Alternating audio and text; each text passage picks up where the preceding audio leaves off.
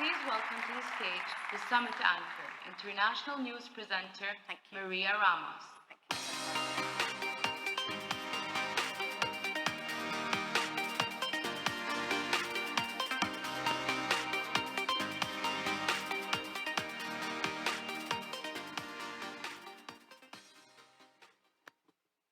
Your Highnesses, Your Excellencies, distinguished guests, ladies and gentlemen, dear friends. أهلا وسهلا بكم في رياض. أهلا وسهلا بكم في المملكة العربية السعودية. أنا ماريا راموس، أنا بريطانية من أصل إسباني، والآن أنا أسكن في تركيا في اسطنبول بين أوروبا بين آسيا، وأحب السيافة وأسافر كثيرا. وفي الحقيقة سكنت في الخليج لمدة 7 سنوات واليوم I am Maria Ramos. I'm British from a Spanish origin. I live in Turkey between Europe and Asia. I travel a lot, and I lived in the Gulf for a while. And privileged to be your master of ceremonies here today in the Kingdom of Saudi Arabia in Riyadh. And we have a fantastic 2 days of lineup, and it is incredible. We're nearly there at the end of an incredible year, and what a year it has been. We have faced so many challenges, but these challenges, well, they have tested our strength, our resilience, and opportunities, well, they have given us so much hope. And as we've been hearing, travel is coming back, and it's coming back strongly. And this is why it means so much for us to be here all together. And it really is incredible. I mean, look at this. We are all in a room together, no masks. Sometimes, we take a moment to think, wow, this could not have happened, last year, 2 years ago. It really is incredible. And we'll be discussing, ladies and gentlemen, what needs to be done to ensure that travel really is a solution for a better future. And today and tomorrow, we'll have an incredible journey. And we're on a quest to proactively address the most pressing issues of this sector and to unlock opportunities. We'll start by focusing on travel as a solution for the global economy, considering the global economic uncertainty. Of course, as Julia mentioned, these are, uncertain times. And then we'll focus on the positives, of course, and move from a global perspective to a regional one, and a very exciting regional one. We'll address, of course, the biggest challenges, our planet, and how travel can really be a solution and enhance livelihoods and communities. And tomorrow morning, well, we have a very exciting morning. We have also great leaders joining us here, and we'll be speaking about the latest technology and innovation advancement and how these can really help us in the industry. And we'll end by looking, ladies and gentlemen, at what really needs to be done to build a better future together. And following the closing ceremony tomorrow afternoon, we'll invite you here to please stay with us for a very exciting high-level event, a teaser event organized by the Ministry of Tourism entitled Next in Travel. And this will bring together former heads of state and global figures, including Mexico's President Calderón, Paul Polman, and Jeffrey Sachs. And this will together here will further explore how to achieve sustainable tourism and how technology can really support this transition. And once again, I am absolutely delighted to be your master of ceremonies here in Riyadh. But first, let me start by sharing some tips with you to make the most out of this conference. First of all, tip number 1, if you haven't already downloaded the app, please do it. It's fantastic. It's called Wttc Events app. Download that, and you can find all the photos. We all love our photos, I know. They're there under the word more. And you can follow all the tweets under the hashtag GS Saudi Arabia, and also Travel for a Better Future on the social wall. And we are very excited also. We have an audience tuning in from all over the world to the WTTC virtual platform. Ahlan wa sahlan bikum to all of you, wherever you are watching. Min Riyadh, lovely to see you. And this year, as we heard from His Excellency, the Minister of Tourism, we can watch us. So you can watch us, you can engage with us through the metaverse. And you'll be able to watch these sessions on the virtual platform, also create your avatar, engage with the sponsors, and get access to all the insights. Very exciting, the future really is here. And you can also catch up later through the video on demand if you miss any of the sessions and you want to watch them again. And these are all available in English, Arabic, Japanese, Mandarin, and Spanish. And the platform will be available for a month after the summit.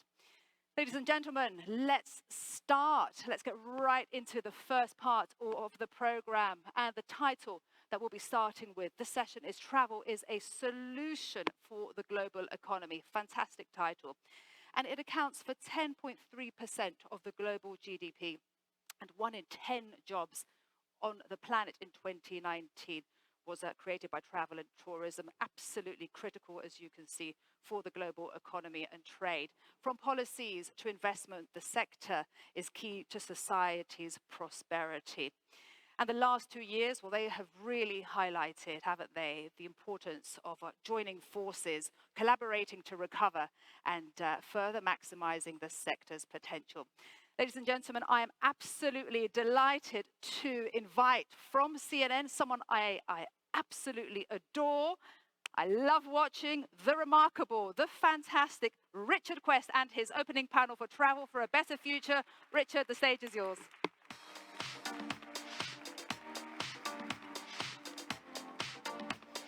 Now, if the panel makes your way up, you'll find your names and on the chair. And just make sure we have everybody. His Excellency, the Minister of Investment, yes, you're here. Attorney Cabano of Marriott's here. Her Highness Princess Haifa, Vice Minister of Tourism. Where are you? You'll find your seats. Pier Francesco Vago of Clear and MSC Group. Zurab, the SecGen, is with us, as is Greg O'Hara of Certares. Greg, can I see you? Excellent. Good to have you, sir. Right, this is the panel. This is the way we're going to do it, all right? Firstly, I want everybody to hold up. Imagine you're about to take a picture of the panel. Please hold up your phone so that I can see it. Everybody hold up the phone. Good. So the one thing I notice is there are a lot of screens that are on. Now I want you to go to settings. And now I want you to go to airplane mode, because it really is very simple, ladies and gentlemen. If you are going to sit and do emails, messaging, WhatsApping, which is quite fine, by the way, but if you're going to do that, you might as well have stayed in your hotel room and just watched the stream. Right? The goal here is to see the whites of the eyes of these people. The goal is to see them sweat as I question them. The goal is to see how this elite of the industry, how their vision is of the future. That is the goal. So I start with you, Secretary General Zurab, if I may. I know, you didn't want this, did you? First of all, the other rule is, with the exception of you, sir, and you, ma'am, forget we're in Saudi Arabia. This is about the travel industry globally. Zurab, how strong is the industry at the moment?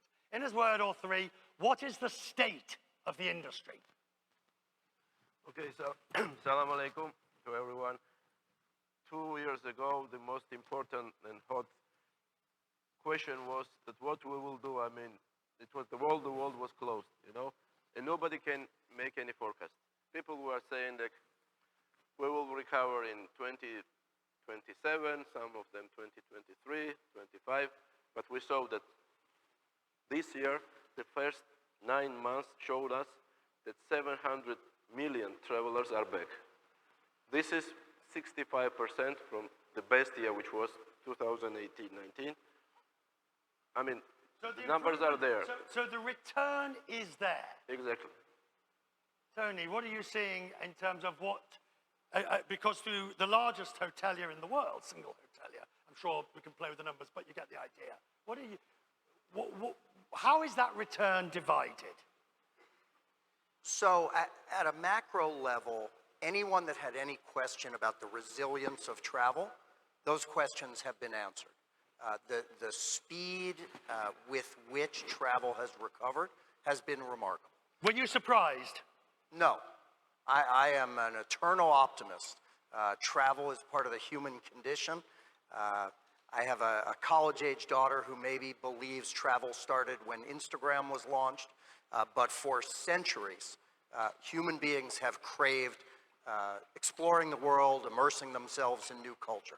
But as you point out, the recovery is uneven. In many markets around the world, we've seen extraordinarily strong recovery. Opening of borders has been the catalyst to that recovery. But we look at Greater China, the zero COVID policy has continued to dampen recovery in a meaningful way there. Greg, can we have a decent recovery globally without China? Yes, but it'll be without China. The problem for us will be the Chinese traveler has expanded his universe or her universe all over the world. It affects shopping in Europe. It affects leisure visitors. It certainly, they travel at different times than a lot of the rest of the world. So having the Chinese traveler back in the thick of things would be great for the rest of the industry. Your Excellency, the resources we heard last night from the tourism minister, the resources that the country, Saudi Arabia, is putting into travel and tourism are considerable. Now, as the Minister of Investment, do you look upon that, how do you regard, I mean, you can invest in anything and anywhere through PIF to an extent. Almost. So why would you invest in an industry that's so difficult to make money? Well, first of all, Assalamu alaikum. Welcome to everyone. Glad that we have the industry here in Riyadh. You know, I think this industry, it's been mentioned, a double-digit proportion of global GDP, and that's the target that His Royal Highness has set for the tourism leadership, Ahmed Khatib, Princess Haifa, and the rest of the team. And we, as the Ministry of Investment, are supporting them. PIF is supporting them. I think more than any other sector, this is the sector that really impacts all aspects of the economy. We shouldn't measure it only by the macro number of 10, 12, or 15% of GDP. We saw during the pandemic that if the sector loses, everyone loses. Society loses, the macro economy loses, and the spillover effect is quite incredible. So it is part of the diversification, and we are investing in it for the greater good. Obviously, the impact it has on the standing of the country is very high. So even from a soft power projection of any country, it's very important. But I would contest that it is an industry that you can make money, and you can make money smartly, no matter where in the value chain you are. Right, but Your Highness, that's the problem, isn't it? It's a diversified industry, as we see from this panel. It's a diversified industry with many players, some extremely small, from the person selling souvenirs to the large ships of MSC. The ability to policy make across that is difficult. Well, first of all, I just want to start by saying collaboration is key. And this is why, look at this room. You have 2,800 people registered to this event, over 100 and representing 143 nationalities, and 250 CEOs and 52 ministers of tourism from around the world. Collaboration is key. All right. With respect. Collaboration's fine. But what does it mean? It means we have to all have one vision set clear targets, and work together to deliver, which we are doing here today in Saudi Arabia. This is why we were the fastest growing economy as per the UNWTO within the G20 countries for tourism specifically. 121% growth. Is because of that collaboration. realistic? Absolutely realistic. We did it. We delivered it. It's done. It's delivered. It's realistic. It's delivered. And we can see it in the room live here today.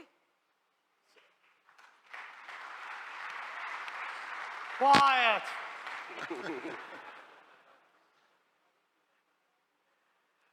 Pier Francesco, your ships, you had a wonderful line that you told me earlier. You have movable assets.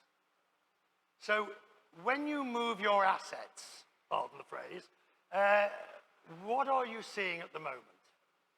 First of all, good morning. Salam alaikum. Well, we are global. Ships move, the assets move, correctly so we go to the shores of the world, but we also have to understand how to be local. So wherever you go around the world, there are different challenges, whether you operate in North America, in South America, in Europe, in China, obviously being shut down, Asia partially reopening. So obviously we're there to offer great holidays, to give to our consumer, to our customer, again, the joy to go back after the pandemic, to enjoy nature, to enjoy the traveling. We think is essential to travel. And we have to do it engaging with the regulators, because obviously regulators can be a challenge sometimes. I want to stay with you for a second. What we learned during the pandemic, for understandable reasons, national countries did their own thing. And it was only later on in the pandemic that we saw true coordination of policies. There was very little coordination at the beginning. As a matter of fact, everybody was going on their own vision, in their own emergency mode, and countries shut down. They didn't know how to react to the emergency. And we had to engage country by country, at local level, sometimes even at regional and ports level, to actually understand how to supplement to all the challenges that were coming due to the emergency. Secretary General, we know there'll be another crisis at some point. How can the industry better convince governments to coordinate at the beginning, so we don't end up with barriers up, barriers down, rules and changing? Even the EU was a shambles, and they're supposedly coordinated. I know that you don't like this wording, to be together, united, but this is how we survived from COVID. The first day, it was 14th of March or February, when I woke up and the whole world was locked down. I was thinking what I have to do, what we did. I think your microphone has just fallen off. Allow me to just... No, it works. There we go, just make it so we can hear you a bit better. There we go. There we go, we can hear you a bit better. Okay, it's falling off, you see. Sorry about this. Everything is okay. Just hold it. This is collaboration at its finest. Sorry, it was falling. There you go. Thank you. Right, carry on, sir. So, from very beginning of the COVID, what we did, and this is very nice example for next pandemics or next crisis. We asked to our member states, and we created crisis committee, which was working 2 years. You asked to Pier Francesco, he had horrible 2 years, because nobody, none of the governments care about cruise business. That was the horrible time for SMEs, the small and medium enterprises. So collaboration was essential. This was one of the most important part of our life, these 1.5 years. So we started talking with the countries, with governments first, to support companies and enterprises with liquidity, money, because wages, all costs was absolutely in the air. So this was our first conversation with the member states and with the countries, and I think we did quite important role in this very hard times for tourism sector. Nobody was traveling. Countries were shutting down without letting a passport holder coming back to their own country. But that's the level it got to. there were a couple of good examples, right? In 2020, people forget Greece did a great example. It's been a big friend of Saudi Arabia. There weren't a lot of tests, right? We worked with the Greek government to open up Greece early. And one of the things we did is they wrote an AI software called EVA that tried to predict which places in the world had outbreaks so they could use the very few tests they had to test people. If you remember in 2020 and 21, Greece did a good job because they instituted a consistent policy and used the resources that they had to try to predict who they should test coming in and who they didn't. So it wasn't all bad. No, and they did an excellent job in Greece. We engaged with Healthy Gateways at the beginning to actually tell them that the best way to go forward was actually to create the testing capability to test people. And Greece, I must agree with you, they were leading the European, the Brussels Commission. Greece did an excellent job of using technology. Tony, what more technology would you like to see used in the industry? Without question, a coordinated set of health credentials across borders. And the motivation for that should be clear. Greece is a great example. Simply based on an opaque statement that the borders would be opening, all of us that do business in Greece saw an immediate spike in bookings and inquiries for business. It should be clear to governments that all of us travel quite a bit. For the average traveler, that lack of certainty and lack of clarity is a huge impediment to driving recovery. Why do you think, Greg, why do you think this industry that is so crucial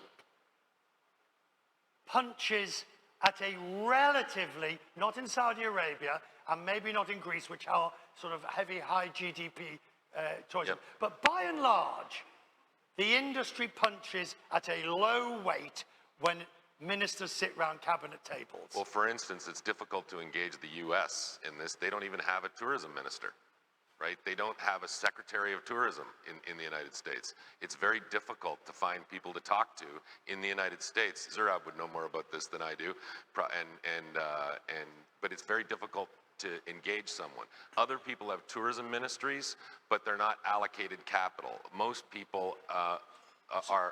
How do we get that up? I think Saudi Arabia is a great example of how to get that up. The Saudis have been absolutely committed to investing in their own tourism infrastructure. If you think about it, the world's going to change, right? You have all these developing nations who are becoming more wealthy. Where they're going to travel and how they're going to travel is going to be completely different than it has. Saudi's making a bet on itself, and the rest of the world has to deliver travelers. That's our job to help. Saudi makes the investment, we deliver the travelers. Well, I think at a national level, first of all, we need to recognize and value the multiplier effect, the spillover effect I talked about earlier, and allocate capital proportionally to what you think that that desired impact is. The other thing is tourism cuts across many sectors. We have the Ministry of Transport here with us today. If he doesn't deliver, the Minister of Tourism will not be able to deliver. We have the Minister of Health with us today. If he doesn't deliver, the Minister of Tourism will also struggle. So we recognize in Saudi Arabia that it's a shared responsibility across government, led by a sector specific that measures, that has KPI, that holds all of us, including the Ministry of Investment, accountable to provide him with the tools to scale up the sector and to deliver on the macro results. How significant, Her Highness, is this idea of making others in government aware of the importance of tourism? People think of tourism, Secretary General and I have discussed this, people think of tourism as that nice bit. Brings in people, happy faces, this, that, and the other, and forget the sheer number of jobs, investment. And because it is diversified through thousands of businesses, hundreds of thousands, it doesn't carry the weight. So 100%. I think what you said is, what His Excellency said is critical, which is understanding the spillover effect. And we saw this, to be honest, Richard, we saw this at the beginning when we first started It was very clear. It was a vision from the top. It was clear coordination across government. We have a Tourism Development Council that has 20 government representatives at a minister level to ensure delivery with clear KPIs. But we still saw this at the beginning. When we came and asked for budget, we were turned away. We had to build a business case. We had to build a business case in how much this sector can actually contribute to the economy.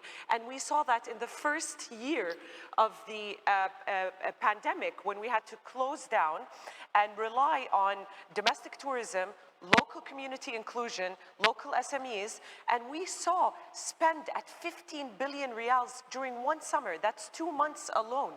And then we were able to make our case for budget, but also in the job creation element.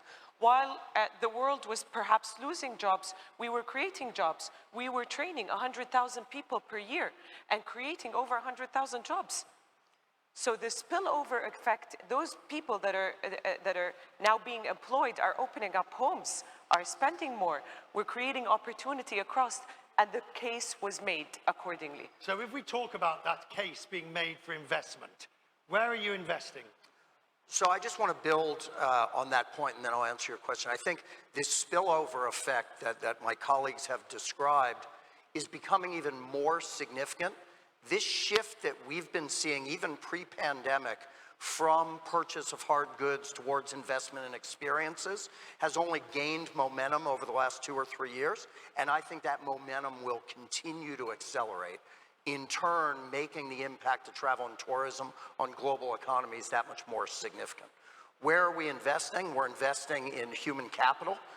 We'll talk, I'm sure, during the panel about labor. More than 60 million jobs were lost in our sector during the pandemic. It is a labor-intensive, human capital-intensive business, and we need, as an industry, to work deliberately and collaboratively to remind people of the dignity of service jobs. I would like to give a hard example of what Your Excellency was saying before. When we met a couple of years ago, you know, you incentivate for the cruise industry to actually operate in the Red Sea. We started together, we started through the pandemic, so with all the different protocols to actually host a lot of the locals. And this year, such a result, such an investment, such a participation by the Ministry of Tourism is bringing to the shores between the Arabian Gulf and the Red Sea, meaning Jeddah and Daman, in the excess of 200,000 passengers. So this is the result of investment, working collaboration, and bring in hard facts. But there's actually, sorry, there's a regulatory part on that that is important to mention.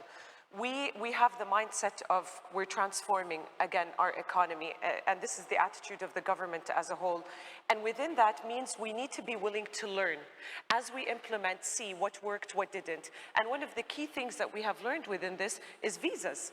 So although we have launched the phenomenal e-visa in 2019, we didn't stop developing our visa process. Just this year, we have launched the transit, and we have announced the transit visa of 96 hours to facilitate for cruise passengers. And we've waived costs to that as well. So we're, again, as we develop, we continue to learn what we need to do further, and I think this is critical. Greg, if we look at, imagine I'm giving you $1 billion to invest. Which, well, you know, pocket change. Where are you going to put it? What part of the industry does Sarataris like the look of? So I think the investment trends are very easy to find. Adventure, wellness, activities, those things are things. Experiences. Yeah, you can call them experiences, but what the consumer is spending a higher proportion of their discretionary income on activities and experiences than they ever have. If you look at GDP, it was 60% goods 10 years ago, 20% services. Now it's 70% services and 20% goods. And there's a lot of reasons for that, but travel is the prima facie beneficiary for that. So to answer your question, where are people taking their discretionary spend?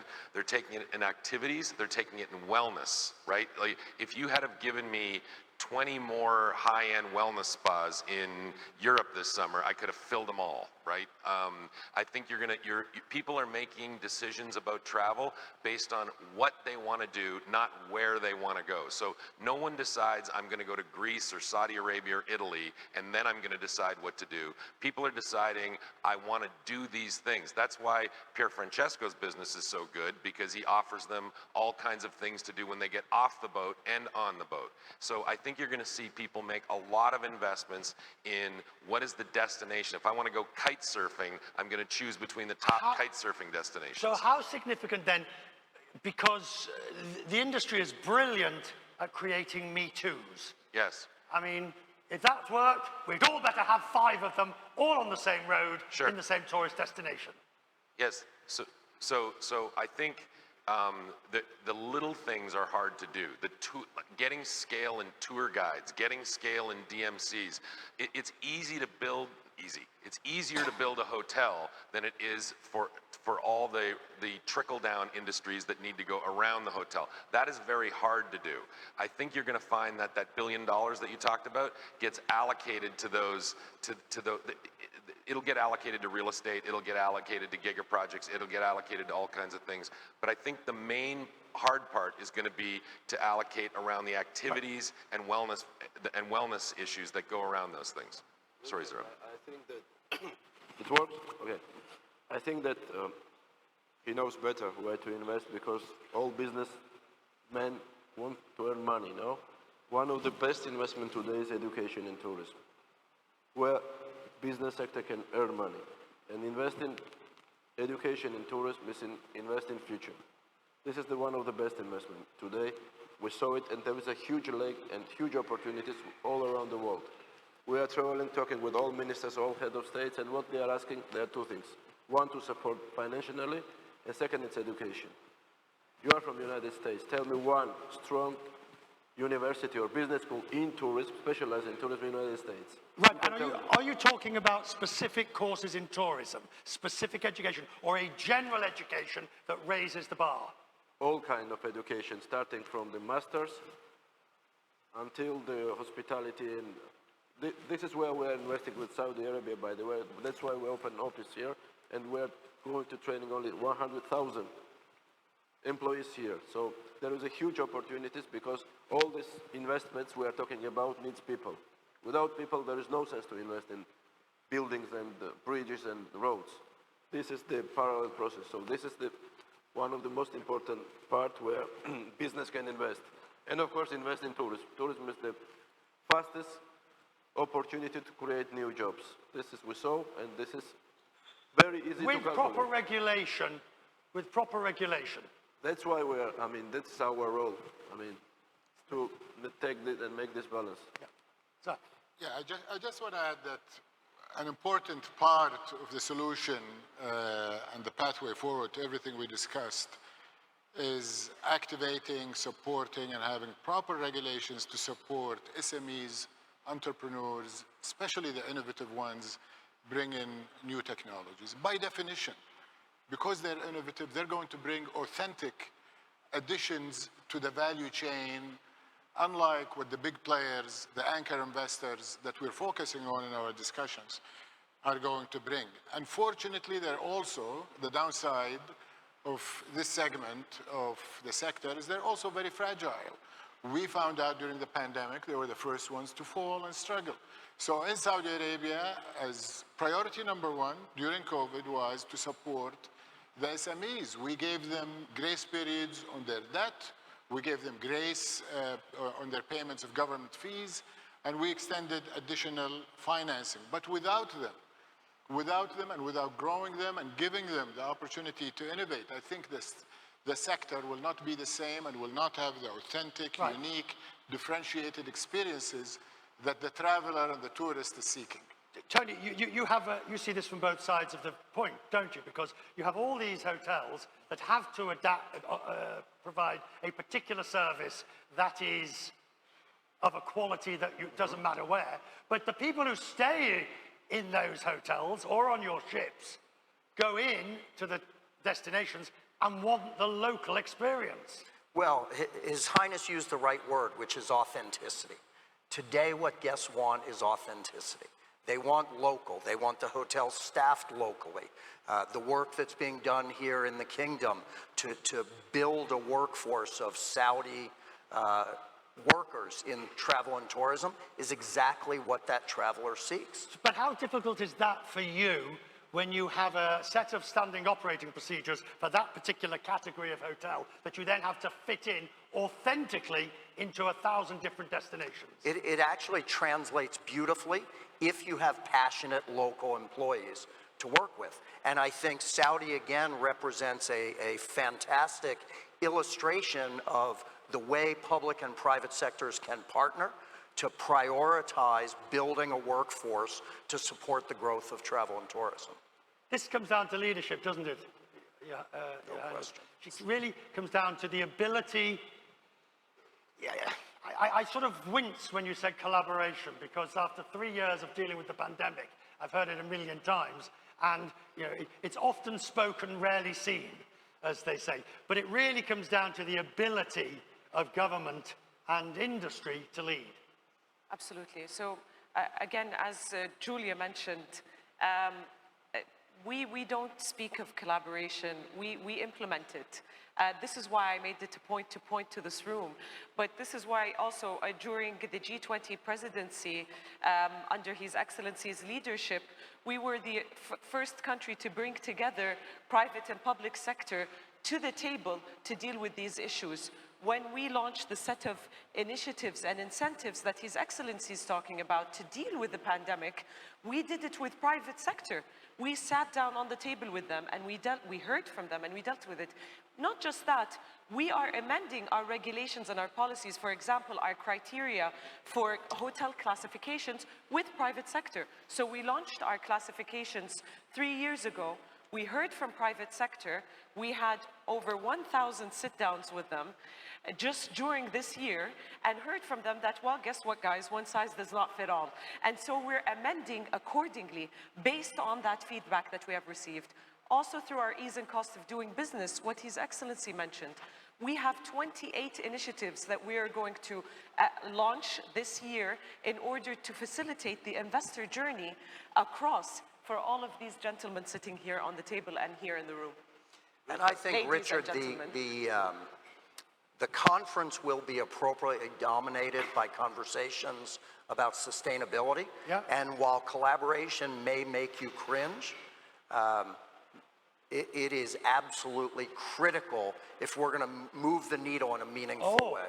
Collaboration per se doesn't make me, or collaboration when it's working doesn't make me cringe. What makes me cringe is collaboration as a buzzword. Right. But to move the needle on sustainability, which is critical not only for the planet, but as a business imperative, all the constituents that all of us serve, our employees, our guests, our investors, language about sustainability is no longer acceptable. Ambitious goals and the ability to demonstrate meaningful progress against those goals is being demanded by every one of those constituents, and the only way we can make progress against those goals is collaboration with the public sector. So you're feeling the heat on that? I wouldn't say the heat, I think we feel the imperative. It is critical. It's critical as temporary residents of the planet, and it's temporary as it's an imperative as business leaders, because everyone we serve demands it. Greg. I think collaboration is important, but you can do a lot of great sustainability projects and ESG projects on your own as an investor. When we took Hertz out of bankruptcy in 2021, we became a first mover in EVs, right? And so we bought hundreds of thousands of EVs. Interestingly, Richard, those EVs rent for a higher number than the normal internal combustion engines. People want them. They're willing to pay more for them.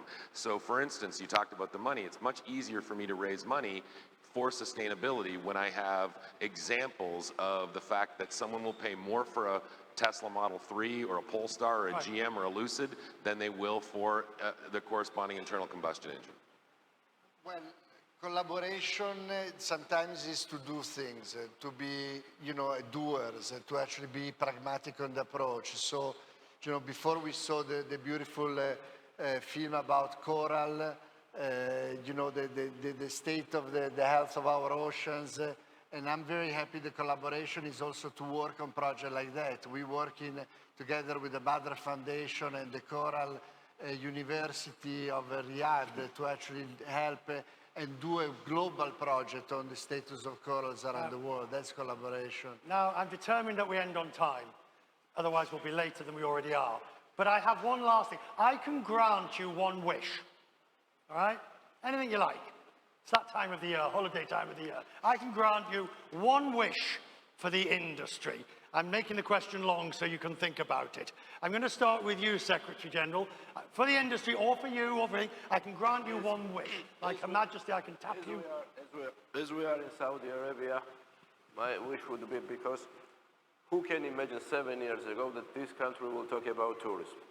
7 years ago, nobody, and who can imagine that we will be here today? So, this is huge transformation of country from oil industry to tourism. My wish will be to reach the goal His Excellency Princess Haifa government has, to reach 100 million tourists in 2030. Right. 2030 was it? Okay, I wish Greg. to this country to do it, to make it happen with all of us. Greg, your one wish that I can grant you for the industry. I think that people understand how important tourism is to the global economy, and how great businesses are built during hard times. To make people understand? Yes. I said a wish, not a miracle. Okay. Well, I could wish for a miracle. Exactly. Right. Then you have your wish. Okay. Pierre Francesco. Well, our industry is accessible, certainly is responsible. My wish for our industry is to become essential. Oh. For people to understand and appreciate what the cruise industry can do for tourism in general. Essential. Essential. That's my wish. Excellency, sir. Well, we talked about collaboration. I would wish that we have frictionless regulations, harmonized across nations of the world, issues on travel, biometric passports, no paper in the airport, payment systems that are Are you feeling all right, sir? Why not? You said a wish. You know, so we've done it with telephone systems. Today, you travel with your telephone anywhere, and it works. Why can't your payment system work? Why can't your health certificate? We have Tawakkal now on my phone. It tells anybody who wants to know my immunization, my healthcare record. I want it to work in the US, I want it to work in the UK, I want it to work in China. I think we have the multilateral organization, the UNWTO, the ATTC, former Secretary General of the United Nations, maybe he can give us some hints. Ban Ki-moon, welcome. If we, I think, resolve to it, we can truly make what Gloria asked for. Frictionless travel and tourism, pleasurable. You have it. Okay, thank you. Tony. Our business will succeed or fail based on the quality and passion of our people. And so my wish would be that we collectively as a sector restore the appeal and the dignity of jobs and service around the world. You get the final word. You get the final wish. Let's remember that this is a sector that brings people together, so my wish is that we leave all the noise out and just come together as people through this sector. Ladies and gentlemen, our panel, thank you. Maria. Yes. I think what's interesting is, particularly when you listen to those wishes. I love them. Wishes, not miracles. Yeah, wishes. Yes. But I think what's interesting, when you listen to the wishes, they all relate to how the industry can make a greater noise. Absolutely. So that the outside of the industry appreciate its value. Please. Absolutely. Thank you so much, Richard. A fantastic panel. And I love that word, collaboration. I know Richard says it's a buzzword, and yes, we'll be thinking a lot about this. Thank you so much. And thank you to Richard Quest's panel. Very useful reflections to start our conference with indeed. Right, ladies and gentlemen, in a bit more than a minute, I'm going to be joined by one of the great leaders, ladies and gentlemen, and advocates of this sector. I'll shortly be joined by Chris Nassetta. He is the former chairman of the Wttc and also president and CEO of Hilton Worldwide. And we'll be discussing the global business of travel. And I'm sure you're all very keen to hear Chris's thoughts on how we can strengthen the sector's competitiveness while putting people and planet at its core. Ladies and gentlemen, please join me in welcoming the president and CEO of Hilton, Chris Nassetta.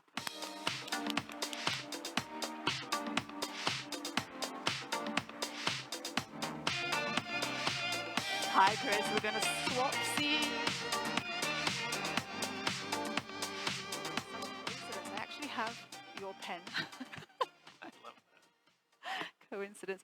Fantastic. Ladies and gentlemen, Chris, thank you very much indeed. And I really love your story because, okay, you're called, of course, a tourism leader. You are the president and CEO of Hilton, but this has been a lifetime for you in this sector. And I love the fact that you started in an entry-level job in an engineering department, right, in a hotel. Indeed, that's true. But before we get started, first of all, thank you for having me. And to Julia and Arnold and the entire team at WTTC, who I've worked with for a long time and chaired, as Maria, you noted, for a number of years. Congratulations on a great event. I know a lot of work goes into this. To Your Excellency and Your Highnesses and all of the people that are involved in Saudi Arabia, having been involved for probably most of the 22 summits over the years, this is certainly an extraordinary event. So a hearty congratulations to everybody. Now, I've avoided talking about me as much as I could, but yes, I affectionately like to talk about my beginning in the industry as having started in the toilet. Literally, I was, as a young person, very interested in the industry, was working on my education, and I spoke to my father about opportunities in the business, and he said, son, the best way to get to know any business is from the ground up. So I know some people, I'll make some introductions, and I think I can help you get a summer job. My summer job was at the lowest level in the engineering department, and why I kid that my career started in the toilet is because it literally did, not to be too graphic, but as the lowest person in the engineering department, I plunged a lot of toilets. And so I had a love for the industry, certainly, that started there. Got a great education and realized, as we've heard this morning, that the potential for impact in this industry is extraordinary. And so, the reason I've done it for almost 40 years and I continue to wake up every day and love what I do and love the people I do it with is that this is an industry, as you're seeing here in the kingdom and around the world, that has an extraordinary opportunity to have positive impact. Thank you so much. And I really love to hear that, stories like this, that, when people really, start from the bottom and make it. It's incredible. And we've heard so much today about the words, people and planet, putting them at the forefront of everything we do in this industry. And it isn't just, the planet, it is a climate emergency right now. But how do you do that to keep people? And of course, these are very difficult economic scenarios right now in so many parts of the world. How do you keep that at the front, people and planet, while still, keeping your industry competitive? Yeah, well, I said it to a degree. There's an amazing opportunity to have impact, but there's also a necessity. When you talk about people and planet, I would say there are very few industries that have the opportunity to do well by doing good more than this industry. And what I mean when I say that is, think about it. You heard it from panelists that were just on stage and others. We're a business of people, right? We are a business, I say it to my team all the time, we're a business of people serving people. We serve these people, we serve these communities in thousands and thousands of places all around the world. In many cases were people's first job, were their first opportunity to get a start and a leg up and to build a future and take care of themselves and build families and have upward mobility. We play such an important role in people's lives in that way. And so it's a great opportunity for us to have a positive impact on people, but it's a necessity. We actually can't deliver the service that we deliver, the experiences that you just heard about all over the world that we deliver without people. And then we think about the planet. Is there an industry that is not more reliant on a healthy planet? We are all about the places that people want to go, the experiences that they want to have, whether that's historical sites or a business meeting or whatever people are trying to do. It is all about having a healthy planet, or we don't really have a business. So to me, and I say this to my team all the time, we are at an unbelievable intersection of having the opportunity, but most importantly, having the necessity to do good, to take care of our people, to help our people develop, and to take care of the planet, or we don't really have a business to prosper. Absolutely. And you mentioned communities and, of course, helping people. But, you know, there are so many communities where people really struggle to get a job and you know, progress their careers. How do you help those people in those communities? Yeah, it's an extraordinary problem. Pre-pandemic, there were 75 million unemployed youth in the world. I don't think anybody's measured in a post-pandemic world, but I think it's a reasonable guess to say that that's a lot higher than 75 million, given the unemployment issues in the industry. At the same time, you just heard about 126 million new jobs that are going to come and be needed in our industry to be able to continue to do what we do. And so there's a really nice matchup there, which is we have a significant unemployment, but particularly with young people. We have an incredible need in our industry over time, and that match allows us to have a tremendously positive impact by connecting young people who don't have opportunities in communities all over the world with an opportunity not just to have a job, but to have dignity, to have upward mobility, to take care of themselves and their families. And so when I think about the work that we do in the communities, there's nothing that I've spent more time on than our people, but ultimately developing a pipeline of talent to get young people in all of the communities that need the jobs the most, the basic skill sets that they need so that we can help develop them and create opportunities for them. Fantastic, it really is.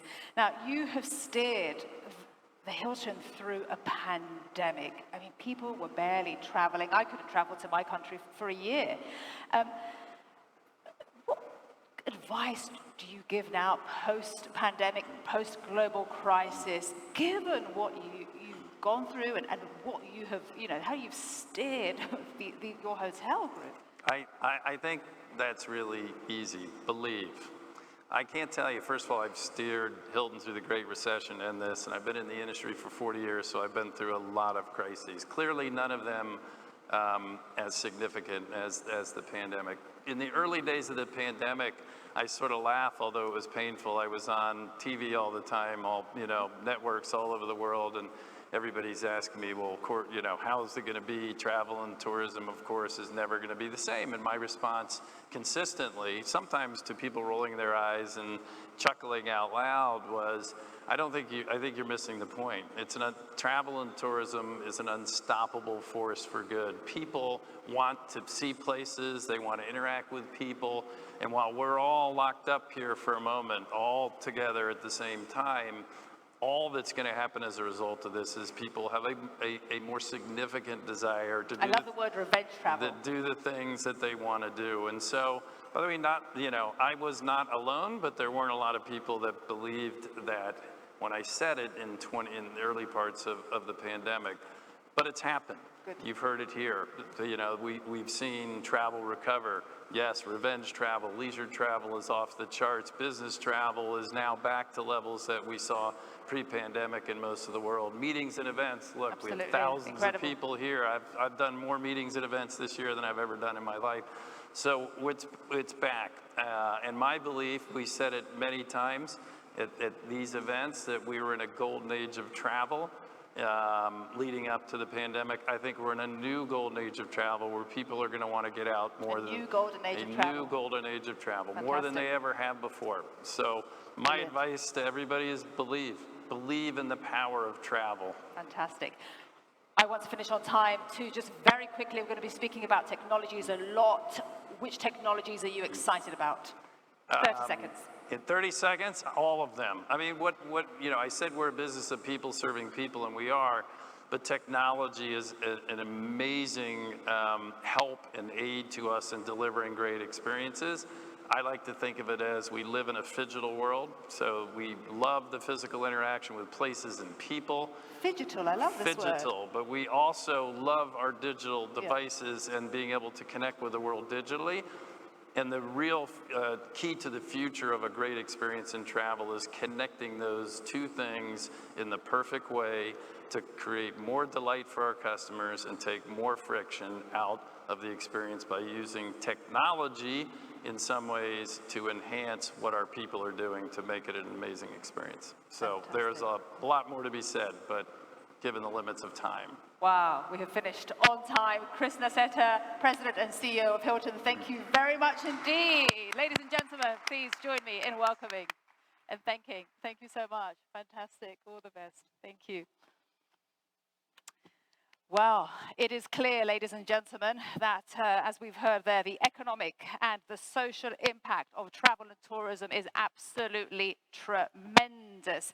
And yet, we would be remiss not to look back at the past 2 years, of course, and consider the sector's recovery from the biggest crisis in our history. And I love, of course, what Chris just said there. We're looking right now at the golden age of travel and tourism. And the figures are so important just to remember what happened between 2019 and 2020. International visitor spending dropped by nearly 70%, 70. And however, the future is looking brighter and our sector is forecast to grow significantly over the next decade. And as we heard from Julia, international spending is expected to reach 2.36 trillion by the year 2030. That's US dollars, of course. And in the next panel, which is getting ready over there, we'll be discussing lessons learned from the crisis and consider how the global travel and tourism sector can recover back to levels beyond 2019 and beyond. And I'm sure Richard is really optimistic about this recovery. And it is time now for your panel, Richard Quest. Thank you. Enjoy. Where are you going on holiday? I live in Turkey, the new name. My next trip is going to be there, in the south. Yes, Excellent. Mardin. That's where. Enjoy. Let's Bye-bye. have my panel. Everybody who's on my panel, please, if you will find your name. His Excellency, the Minister from the UAE, Stephen from Hertz, Gloria, take your seat, Sebastian, take yours, and His Excellency, the Minister from Indonesia. Take your seats. Right. Let's, if in doubt, move the furniture. You say, sit down, sit down, sit down. No, that's fine, all of you. Sit down, right. Where's His Excellency Sandiaga Uno from Indonesia? Are you with us, Minister? Hello. Well, we'll start and the Minister will join us in the fullness of time. I'm here, Richard. What? Oh, you're there. Hello. This is what you call... You should see the line at the toilet. It's amazing. I ran. Right, so... Now men know what women suffer. Exactly, and this is what we need in tourism. What, more toilets? More toilets. Clean toilets like this one. This is royal toilets. Amazing. Really amazing toilets. I've got a... There's actually some other toilets at the back. Really? Yeah. I went all the way. I know, but they've locked the door, so I had to go... Go and take your seat. Okay, thank you. Gloria, we talk about that and we have a bit of a laugh about that. But the reality is, How often have you been, I mean, we're talking about recovery and beyond. Infrastructure, toilets. These are the important things of the everyday things, aren't they? Absolutely, that's a big issue in a lot of destinations. Sometimes they don't plan for enough toilets for the tourist. Yes, we have been there. I know that. I want to start with this idea of to recovery and beyond. Sebastian, what does that actually mean? In the sense that please do not remind me that the recovery is here and that you're doing well and your rack rate's high and et cetera, et cetera. And we heard about collaboration, but what happens now? It's a wake-up call. It's what's happening now is to understand your customer is going to be different. The mix is different. The ask is different. So the supply should be different. And the offer should be different. You just have to revisit the way we've been conducting business the last 50 years to a new world, which I think is a better world. And we talked about it, and I've been saying, sorry, Richard, we have to think that the hotels tomorrow should be catered for the locals, not for the travelers. That's a major shift. And if you succeed seducing the locals, then the travelers will pick your hotel as a place to be. But how does that work itself out in reality? In reality, is design it for those in terms of F&B, in terms of workspaces, in terms of catering, in terms of entertainment, in terms of music, in terms of having fun on a day-to-day life. Make sure your hotel is busy from 7 o'clock in the morning until 11 p.m. at night. Usually they're empty. But that de facto, just to focus on this, it is a mind shift, but it turns you into a domestic offering for the local people. And so what? That is beautiful. Make yourself one of the players domestically. Don't you worry. The travelers you will know you exist. Just be a local, act as a local, think as a local. Would you agree, Minister? I mean, your industry is just getting back on its legs, and you're still suffering from the lack of China being a full participant. We lost more than 1 million of jobs, and it was really a tough time. But I'm sorry I have to rush back from the toilet. I have not say Assalamu alaikum wa rahmatullahi wa barakatuh to all. And I've just completely made a fool out of myself in front of my president, the 6th president of Indonesia, President SBY there. But Richard, this year, when we talk about jobs, Indonesia is on track to create 1.1 million tourism-related jobs. And that's the strength of the domestic tourism, because we still don't have China back in the picture, but more than 800 million movement of domestic tourists have been able to create the much needed economic opportunities and jobs. Right, but is it as simple as just flicking the switch? What do you have to change to accommodate that?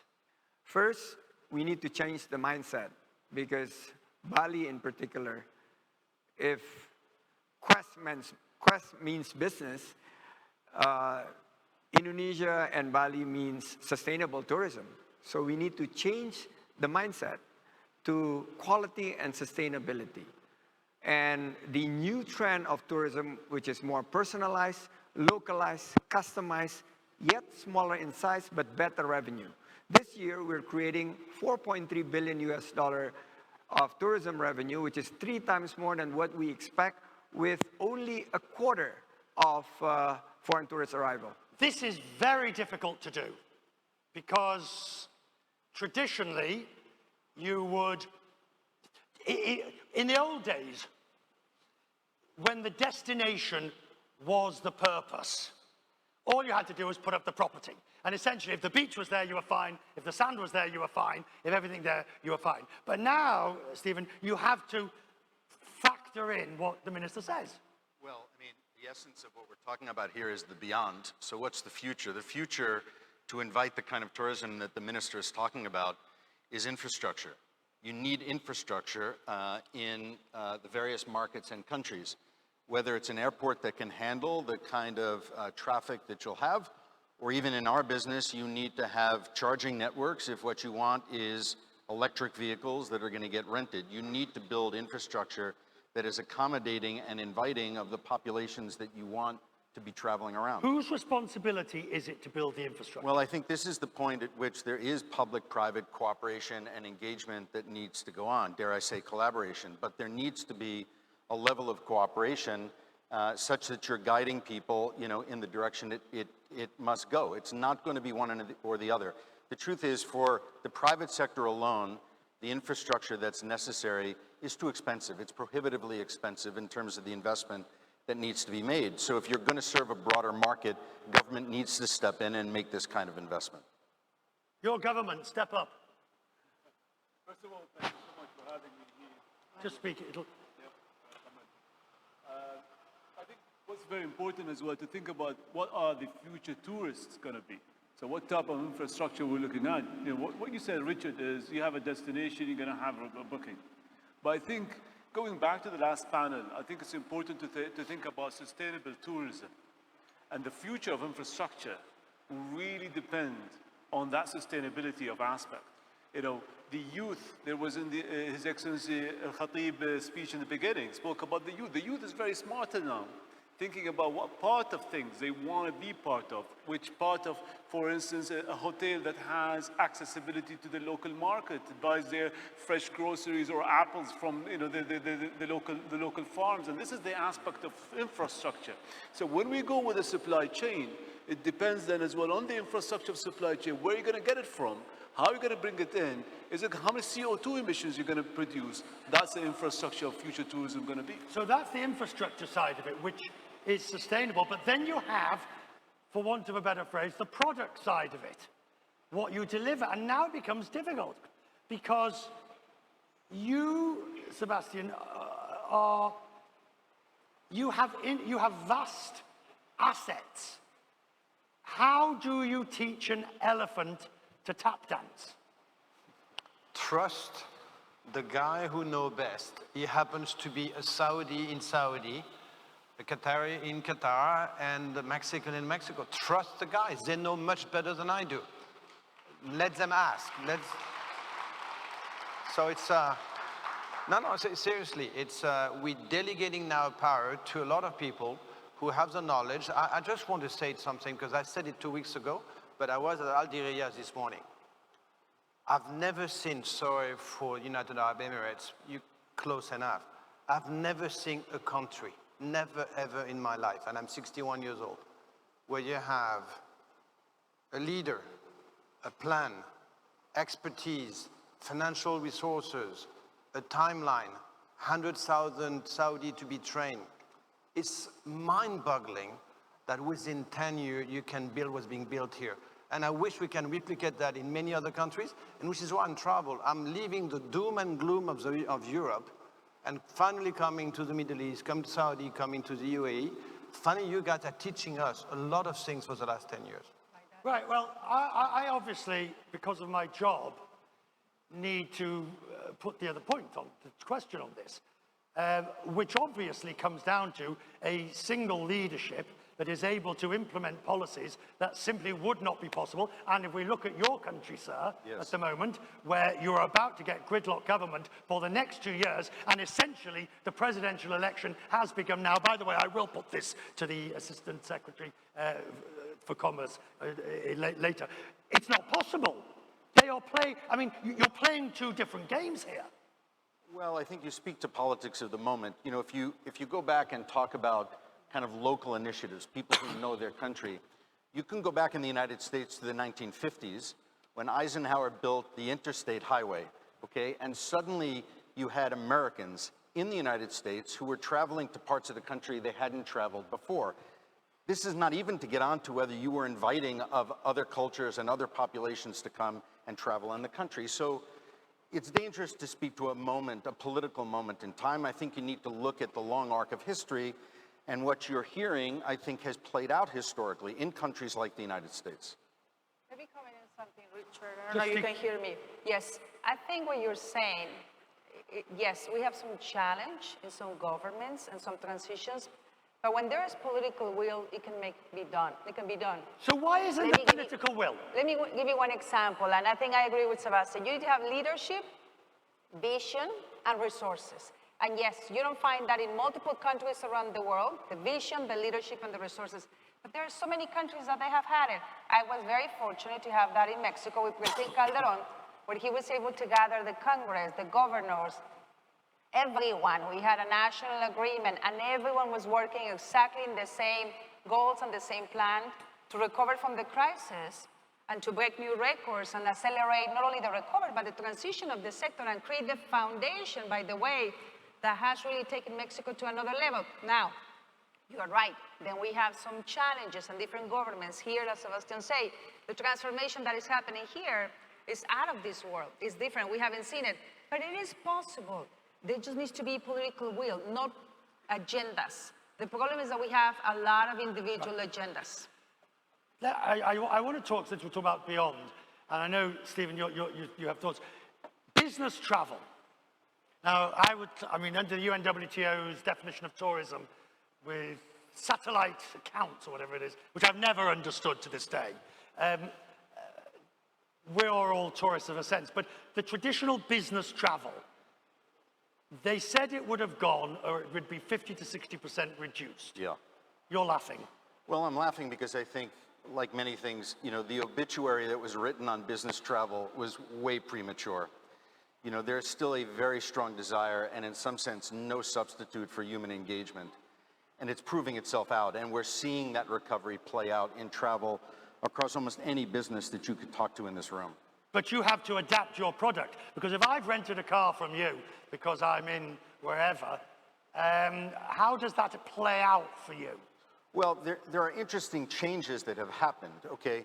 One is that, you know, I don't want to say that we've completely merged business and leisure travel, because I'm not sure that's true. However, you know, there's flexibility of remote work, which gives a person an ability to extend a business trip and work remotely for other days. So somebody could be on a business trip on a Tuesday, Wednesday, and Thursday, and then look to extend their trip through the weekend. That benefits everybody in travel. And the ability and the flexibility to work remotely has changed that dynamic. The acceptability. Sebastian, it's the acceptability. Because most of us in this room, by the way, put your hand up. How many people in this room have actually and successfully done a pleasure trip where you've gone for business and stayed on afterwards, either with your family or on your own, for 2 or 3 days and enjoyed a holiday afterwards? How many have tried and failed? And how many don't want to admit it? How many don't want to admit it? Yes. Sebastian, again, the question earlier, do you have fixed assets? Business travel has never been so strong. If you talk domestic business travel, let's be very careful here.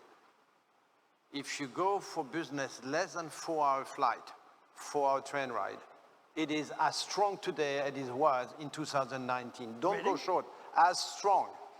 What has been impacted is long flight, international business travel, cross-continent, which is tiresome, which is very expensive.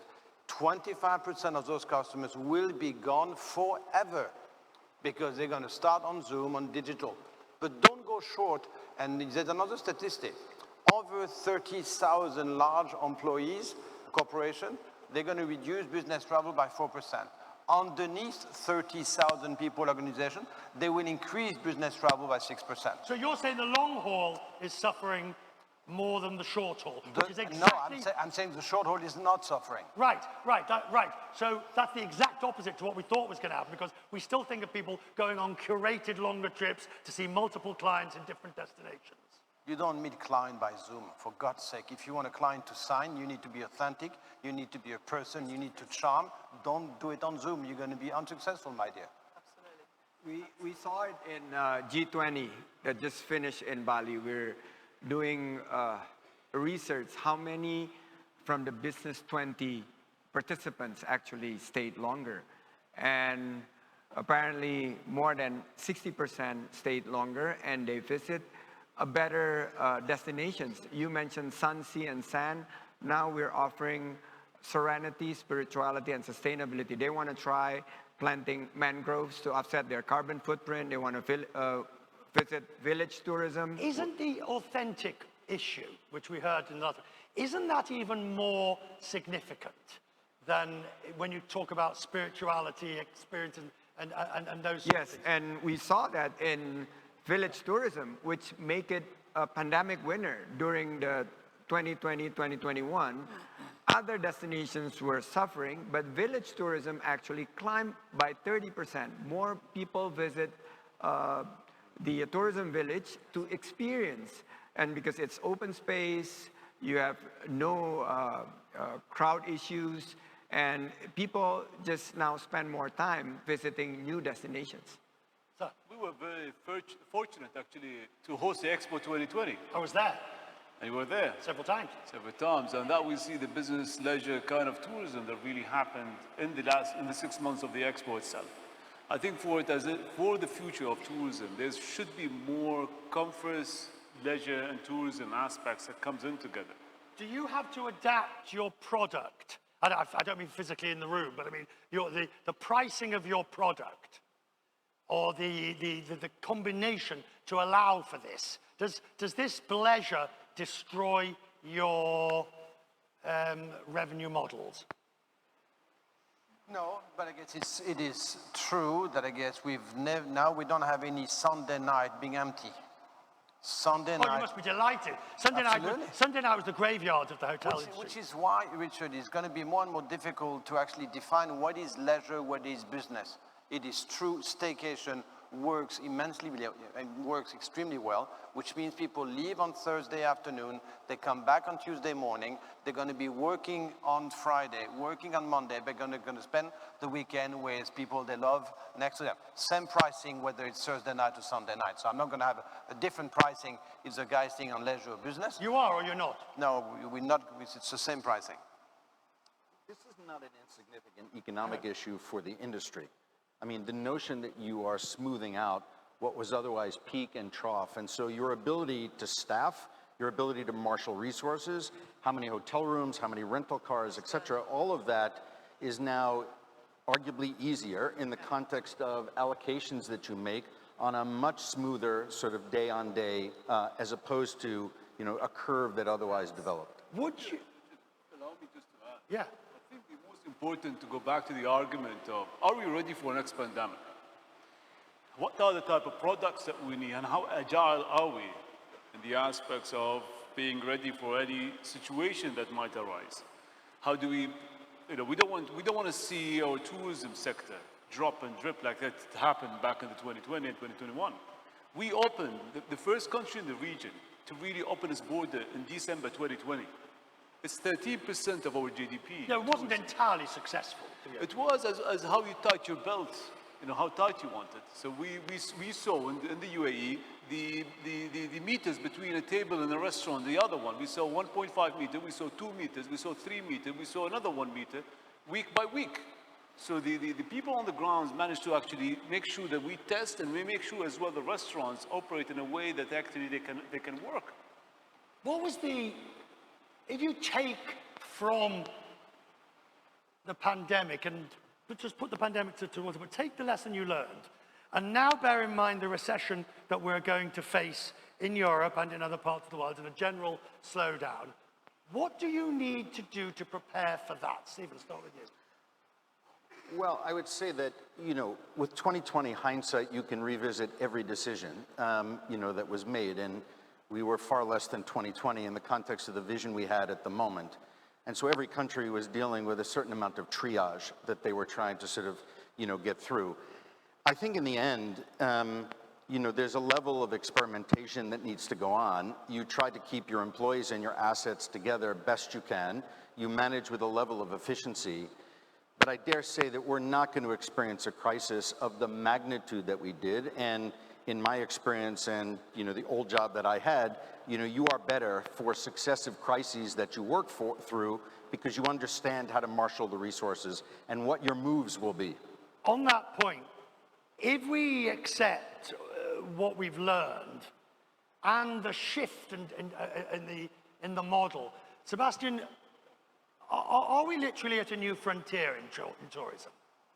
Yes, we are. I think there's a true sense, and you talked about it, whether you call it wellness, sustainability, people are going to be traveling less numbers of trips, no question will stay longer.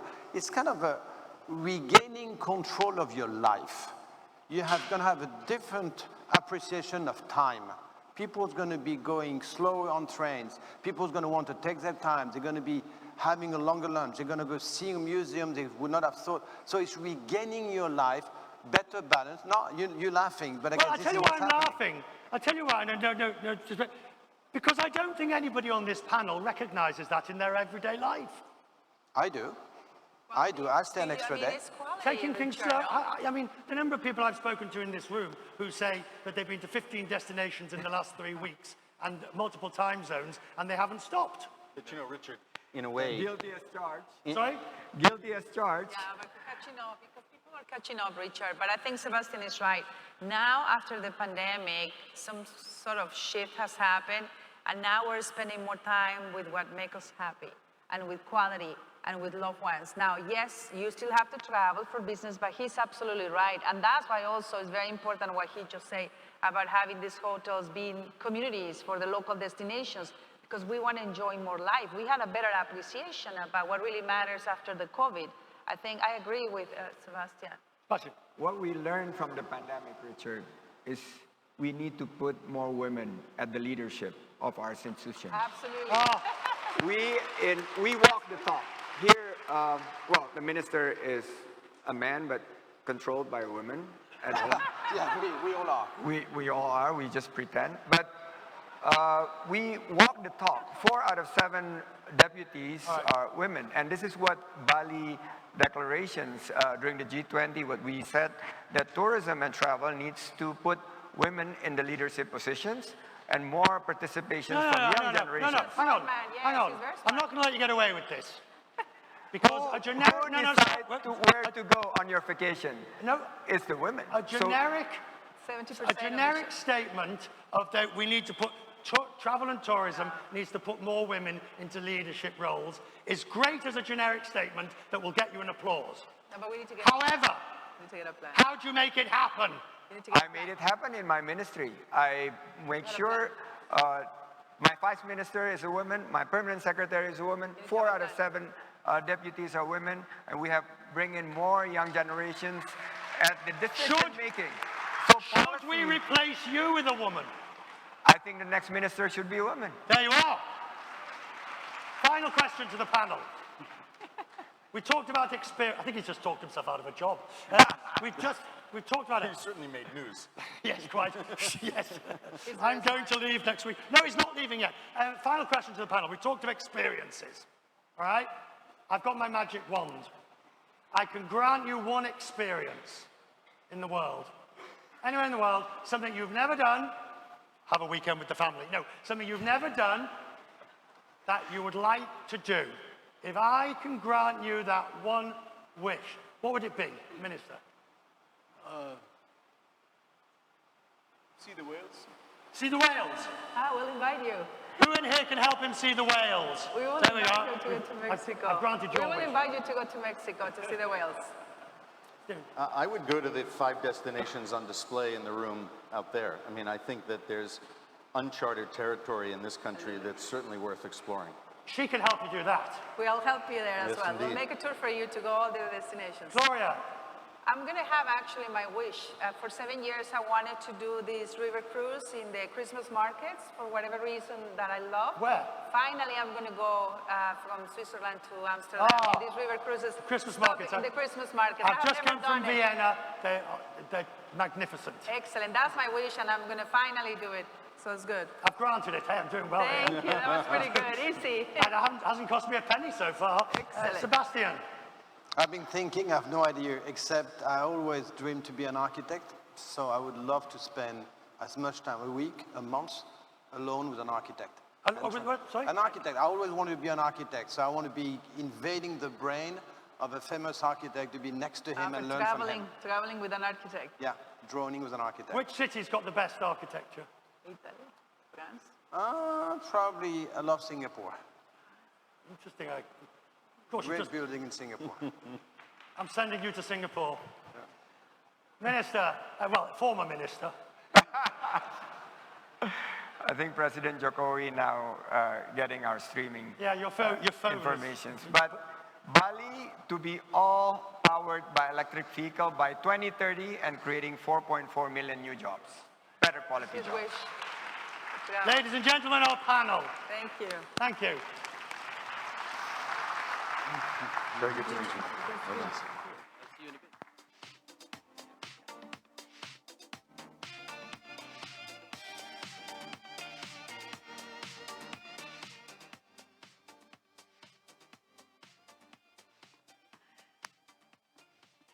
Thank you so much, Richard Quest and his amazing panel there. Ladies and gentlemen, once again, a round of applause for Richard Quest and that fantastic panel, The Magic Wand, and yes, putting women in positions of leadership in the Ministry of Tourism in Indonesia. Fantastic. Well, we are right at the beginning still of this amazing day one and of our program, and we've already heard from so many fantastic leaders in this sector, and they have really so far really set the tone for the next 2 days.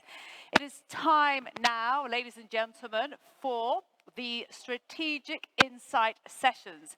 So we have 2 sets of 4 breakouts for you to choose from, and they're all incredibly important and very rich in content, so not an easy choice for anybody. However, in the first set of strategic sessions, we'll explore specific global economic opportunities across different sectors. And on the screen, you can see right now what they are, and you can see where they're taking place. Here on the main stage, you'll have the main session, and this will be the return of travel. And those of you viewing remotely should stay here on the main stage of the virtual platform to watch the live stream. So do stay here. Please head over to the breakout stage 1 for the session entitled Capitalizing on Untapped Opportunities. And then in breakout stage 2, also known as the media stage, the session is Investing in Mega Events. On the breakout stage 3, we have Enhancing Our Resilience. And each of these 4 sessions will have incredible speakers. And while you can only pick one for now, you can watch the rest on video on demand on the virtual platform. And straight after the conversations on global economic opportunities, the next set of sessions will go from global to regional to address specific challenges in the Middle East, Europe, the Americas, and Asia. And remember, the second round of sessions follows from 12:35 with a few minutes for you to change room. So please make your way now kindly to your chosen session, which starts at 11:55, and you've only got a few minutes to do so, and take a seat there before the start of the strategic insight sessions. Ladies and gentlemen, enjoy your sessions. Bye-bye. Ilalika.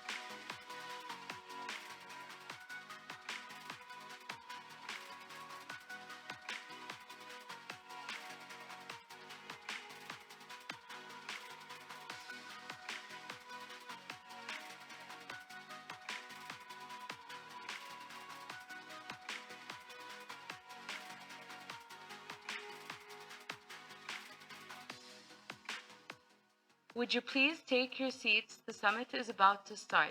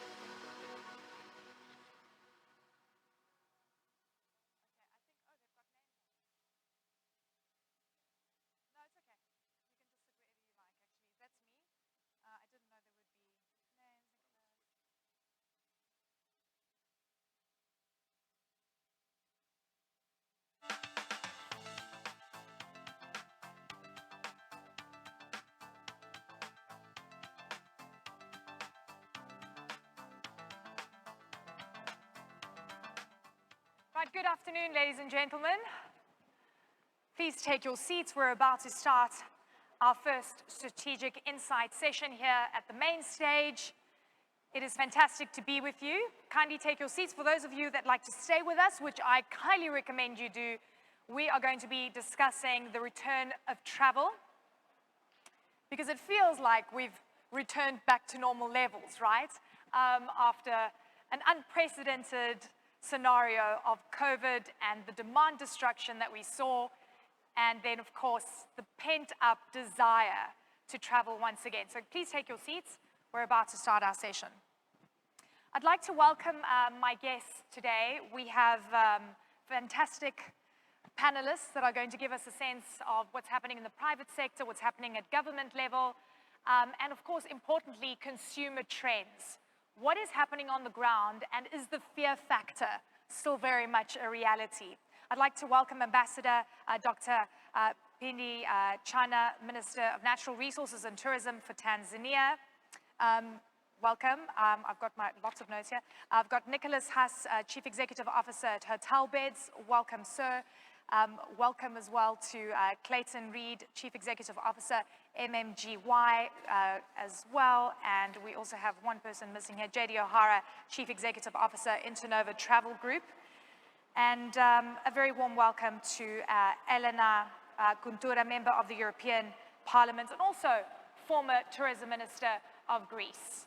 Welcome to all of you. Great to have you with us. Minister, I'd like to start with you. I think that the first question on everyone's mind is, what is exactly going on? I think if I look at it from a geopolitical perspective, there's incredible uncertainty and fear. We don't know what that's going to do to our lives. We're worried about inflation. We're worried about costs. But then again, we've come out of an unprecedented reality of COVID. How would you describe what you're seeing right now at an EU level, and what would your definition be of the state of tourism right now? Well, the truth is that people love to travel. And COVID was a huge interruption.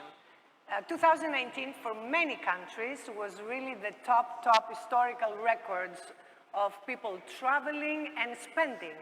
And they never thought about safety in that kind of way. Of course, safety for their families, so they will choose quality. Actually, my country, Greece, is a very beautiful, safe country, and the Polynesian of Europe. Yeah. So 2018 break all the records, and I'm so proud because I used to be a minister at that time with our strategy, and also a very good reputation for Greece. That is a country that can host a lot of different kinds of people, and they enjoy their vacation. But then COVID came and everything changed. So at that time, I was at the European Parliament, and the European Parliament took really very fast decisions. Yeah. And we make resolutions just to help the countries, not only the 27 member states, but measures for safety and the way that people should travel to feel safe and not afraid. And at the same time, the lockdown came. And the Commission delayed a little bit to take measures. So after COVID situation that each country lived in a different way, I think people suffocated. So this year was a year that they said, okay, we need to break free. Yeah. So, of course, they choose in a different way. I've seen, for example, the sea tourism to grow up because they take small yachts just for privacy to make sure that they're safe. It's not that expensive because the quality and the services are great.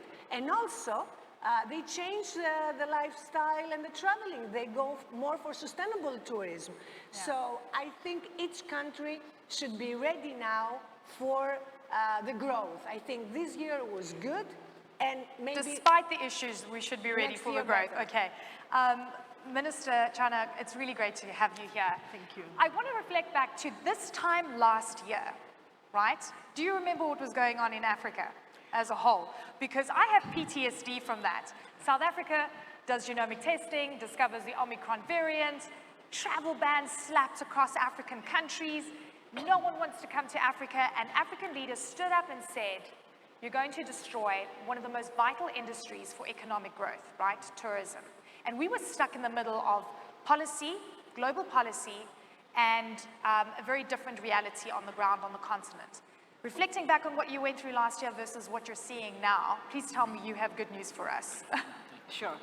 So, taking the example of United Republic of Tanzania, whereby the population is 60 million, and tourism over there contributes around 17% in Tanzania mainland, and Zanzibar around 30%. Now, recently, we are having influx of tourists. During pandemic, it was slowing down. Yeah. Most of the airspaces were closed. But now, since we have standard operating procedures, vaccine is there, yeah. We are explaining to each other how to manage issues of COVID. So it is now improving. Yeah. Very But much. it's not where it used to be pre-COVID, right? Absolutely, absolutely. It's not? As Not the yet. way it was, but it is now improving. If you go to Dar es Salaam, Zanzibar, and Arusha, these are our big cities with a lot of national parks around. We have 22 national parks in Tanzania, and 50% of the land in United Republic of Tanzania is forest, and out of that, 30% is preserved under the regulations. So recently, we have many tourists coming, and most of the hotels are almost like full. So the situation now is really, really improving. There is the so-called revenge tourism. People really prefer, and also they have different options. When a person is making one booking, they do plan B and plan C. If plan A fails, they have plan B and plan C. So the situation now is quite improving, and we really have to prepare ourselves because this is a very great opportunity. So where we are focusing now is all about infrastructure. Infrastructure from international airlines towards the local. We need places whereby tourists can go and land in national parks, roads. They must be accessible, but also the so-called quality. This is where we really need to focus. I'm sorry, I think I heard you invite us to Zanzibar. Absolutely. Am I right? Yes. You have to go to Zanzibar. Whatever you do, you have to go to Zanzibar. Exactly. I'm sure that was a direct invite, right? Exactly. Okay. Just checking I didn't mishear you. Right. JD, great to have you with us. I want to talk about your company and what you're seeing, right? So Internova, one of the world's largest privately held services companies. So you're basically plugged into, you know, what the agencies are telling you. You get a macro perspective of what demand scenarios are playing out. Tell me, are we back? Are we where we need to be? We are well on our way, I would say. I think that we're seeing more demand for travel advisors, which of course is good for us. I think with the complications of travel over the last couple of years, people are looking for expertise. That's worked well for us. I think that pricing is certainly back and perhaps even higher than it was in 2019. Transactions are not quite there. So that's on the leisure side. I think we focus more on the corporate side. We focus more on the small to medium-sized enterprise, which is recovering about at the same clip as leisure travel, which is surprising to most. I think large corporate is only back about 70%, but we are well on our way. It certainly would seem that COVID is a thing of the past, but we're still working our way through the challenges. Yeah, I mean, could someone just tackle this? Because I'm still really thinking about how aggressive we were in the response to COVID. So with the testing, with the mask wearing, with the quarantining, with the travel bans that, again, I keep saying this because we shouldn't take it lightly, decimated so many seasons across the African continent, to where we are now, where I'm still the only person on the plane wearing a mask. By the way, I have to just completely be honest. This aggressive change, because it's from one end of the spectrum to almost like our behavior to the other end of the spectrum. Who would like to tackle that? Well, I can jump in Clayton, real quick. I think what people want to know is where is recovery coming, how strong is it going to be, and how is COVID still impacting that? In our global survey of travelers, COVID is about number 5 in terms of concern when it comes to travel. Very quickly rising to the top now is price, reliability, and control. Travelers have felt like they've lost some control over the last year. The experience many had traveling globally was fraught at times. J.D. Power, the lowest rating in airport satisfaction in a decade. So people want control back to travel more than they're worried about COVID. Because we were worried about getting stuck somewhere. Right? Reliability Every time of you go on a service. plane, you're like, what if I get stuck? Eleni, that's right, reliability of service. They want to know that amenities are open when they arrive. They want to know that service levels are sufficient to what they're paying. We know that going forward, price is going to be more important. If you set aside the affluent market, who will likely over-index travel generally by about 2 times, those left to travel are going to increasingly look for value and look for value chain because they overpaid in many cases coming out of COVID. The revenge travel that the minister talked about, people were willing to pay a premium to travel and didn't get quite the experience they wanted. So I think coming back around to this next season, people are going to expect more for their money, and some are going to be looking for value. So if we want to extend the recovery, we're going to have to be thinking about those conditions. Minister, yes. Well, at the European Parliament, we saw that coming. And what we did, we proposed and we vote for a new European tourism strategy, because as you know, the 10% of the GDP of Europe is from tourism. So we said we need, first of all, a mechanism, a crisis mechanism, so like pandemic or extreme weather conditions or whatever, the tourism cannot face its country alone. So we vote that, and also we insist, and this is the most critical, the workforce, because this year the tourism was going well, but you see the chaos that was happening in the airports, and were no, how can I say, expertise, because a lot of people, they left their job during pandemic because it's temporary normally in tourism, or the companies, they had to let them go. And this was a big issue. So we say, listen, the workforce is very important, the people, the service is very important, so they should be paid better. They should have better conditions, and the most important is the SMEs. The SMEs, they suffer a lot, and they need to survive. And in order to have the transmission as well for green and technology, how can I say, development, we need not to leave anybody behind. So this is very important. And that's a really good point on the SMEs.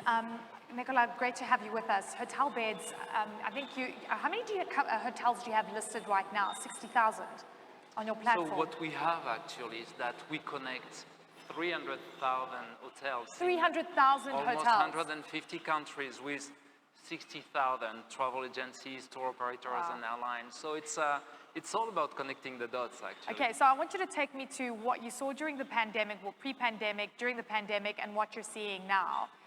Are the signs showing that we're on an upward trajectory? So I think it has been explained very well just right now. I think the pace of recovery was just amazing. What we saw is that every time that a city, a region, a country was reopening, everywhere in the world, the curve would go up incredibly quickly. And even recently, I was in Asia, and when you were discussing, you could see that the numbers were going up big time. But at the same time, as you guys explained very well, the expectation from a consumer perspective are changing. And what we see that the friction that was described is not very well accepted anymore. The appetite is there, that's what the numbers are showing, but we need to do better collectively. So the airport friction that we saw, is that what you're Airport friction, of course, all of the difficulties into traveling, the fact that we still have a lot of segments in our traveler experience, which creates friction, and this more and more would generate frustration that we have to deal with. I think one of the biggest issues, and you know, we were alluding to it earlier, is the price point. I think right now with inflation, issue of discretionary spend, we're worried about sort of the global uncertainties, how that's going to feed into our own realities, versus now saying, well, we want to go back and travel. How much of an impact is that going to have in the travelers' sort of mind frame? And do you think that, again, we're going to be missing out on the lower end of the segment and the guys that were always sort of higher LSM, the corporate people, sort of business travel, that is where that's going to be sort of untouchable? What's your prognosis? JD, let's start with you. So I think, I think the travelers are going to come back no matter what we say, right? So I think, I'm sorry, repeat the question. I was distracted. Yeah, so the price point, how is that going to influence, you know, different segments of the market, yeah? So I think that in normal times, a pending recession that we're looking at would normally curb discretionary spending. It may be a sample size of one, but it seems to be a relatively commonplace that a recession won't curb discretionary spending. I think it's more of travel's more of a necessity than it has been in the past, and so I think people will forego other discretionary spend in favor of travel. And Nicola, you wanted to add something? We see that clearly. I mean, travel is now ranked much higher than it used to be. On priority lists. Yeah, on priority lists. It's amazing. Everywhere you go, you see that and hear that. The second comment, building on what JD was saying, is that prices are at the top.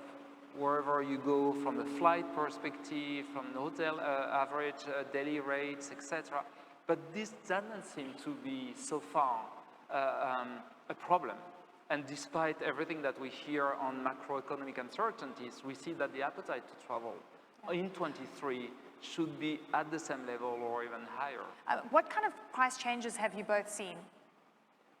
Dramatic increase? Yeah, for instance, if I take the hotel's average daily rate, it has increased to a level which is higher than what we used to see in 2019, but it makes sense.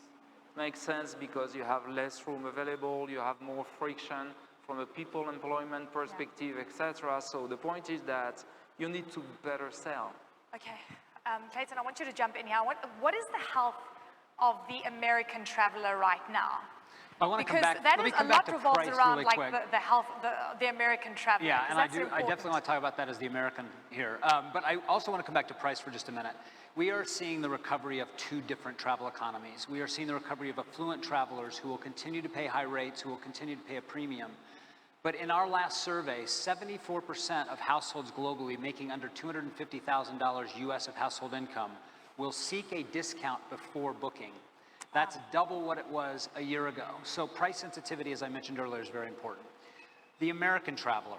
The American traveler traveled to Europe more than any other international destination last year. They forego a typical Caribbean destination, domestic long-haul US, and they went to Europe. And they went everywhere in Europe, with the exception of part of Eastern Europe when Ukraine, Russia started. We do not expect that same demand for Europe next summer. We still think it will be strong, but not as strong. So from our view, the US-American traveler will domesticate a little bit more their travel habits. They will do long-haul US travel, high dollar, Hawaii. They'll go to the Caribbean or Mexico, closer to home internationally. But they will not travel as far. That said, affluent American travelers who are international travelers will actually spend more and travel more. JD and I were talking about that earlier. We do expect that to happen for the American traveler. So we're very bullish on the American travel market. I just think it's going to change. That's encouraging to hear because, I mean, when I watch TV, it says something different about the health of the American consumer with the new inflationary scenario. Minister, I want to come to you. I think with we're looking at a war playing out in Ukraine. There's worries about, contagion into the rest of Europe. We're worried about the energy crisis there. But that opens a really interesting door, to say, Africa as a continent, destinations like Tanzania, very attractive right now, come and visit. How are you changing your narrative and messaging under the current global scenarios that are playing out? Yeah, so number one, we have great opportunities in Africa. So far, we are in free continental trade area, and now we have also new products of tourism. For instance, MICE tourism is one of the new product of tourism. Meetings, conferences. When people come for conference meeting, like this one in Saudi Arabia, it could be one of the product of all these tourism opportunities. So, taking the example of Africa now, we are all selling our destination also as a block. We have South African developing countries, East Africa community, but also AU. And we have great attractions in Africa. Taking the example of Tanzania, we are based in wildlife national parks. We call it safari. We have Indian Ocean, Mount Kilimanjaro. So I think Africa is also one of the destinations whereby now it's picking up so fast. And I can say that the doors are open, just as other places. We need to collaborate. That's a really good point, and I want to ask you this, as a follow-up. The economic impact that tourism has in Africa, and Richard was talking about with his panel earlier that tourism basically should be seen as an essential sector, is astronomical in Africa actually, because it's foreign exchange earnings, it has an impact on villages, it has an impact on the value chain across the board. Could you give us insight into that? Sure. To understand that when there are travel bans, for example, any kind of global risk factor, and Africa is collateral damage, it has an enormous impact. But when people are open to the idea of traveling, it can change the economic trajectory of entire towns and cities on the continent. Well, I think it changes all over the world. Yeah. Because when we have tourists from the air flight operator, airlines, they get tickets, business class, people they travel with their families, groups. So there's impact from airline. When they come out of the airline, airports, their Uber, taxis, they all get advantage. Hotels, lodges. But we say in Africa, even the farmers, those who are doing vegetables, women, youth, they are getting to be deployed in one way or another. Fruits sellers and those who are planting fruits and everything. So when there is a ban of traveling, I think it touches everyone. And that is where we say domestic tourism was one of the remedy during the pandemic. But also we said there was a need to put more emphasis on low season, because normally we have high season during summer and also we have low season. So now is the right time to say, okay, we don't need low and high season. Every season should be tourism season. Yeah. So sincerely, there was an impact when it was closed. Yeah. But when it is open, great opportunities are there. But this impact was not only for Africa, I think it's all over the world. Yeah. Absolutely.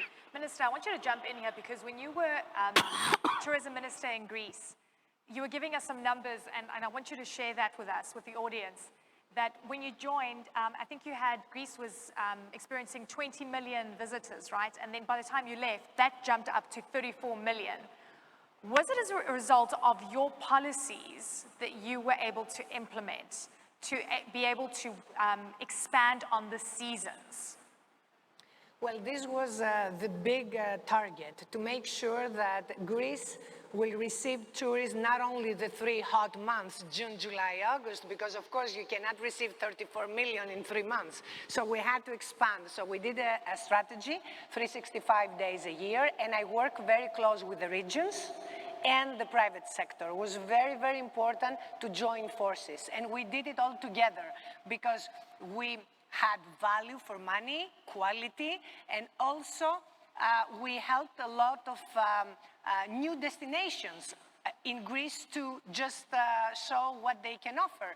And because of the prices that I was listening before, the regions and the locations and the destinations that they will suffer this time because of the energy crisis are the winter destinations, because imagine how much they have to spend just to make sure that the hotels and the family business, they will be warm, the tourists will be satisfied.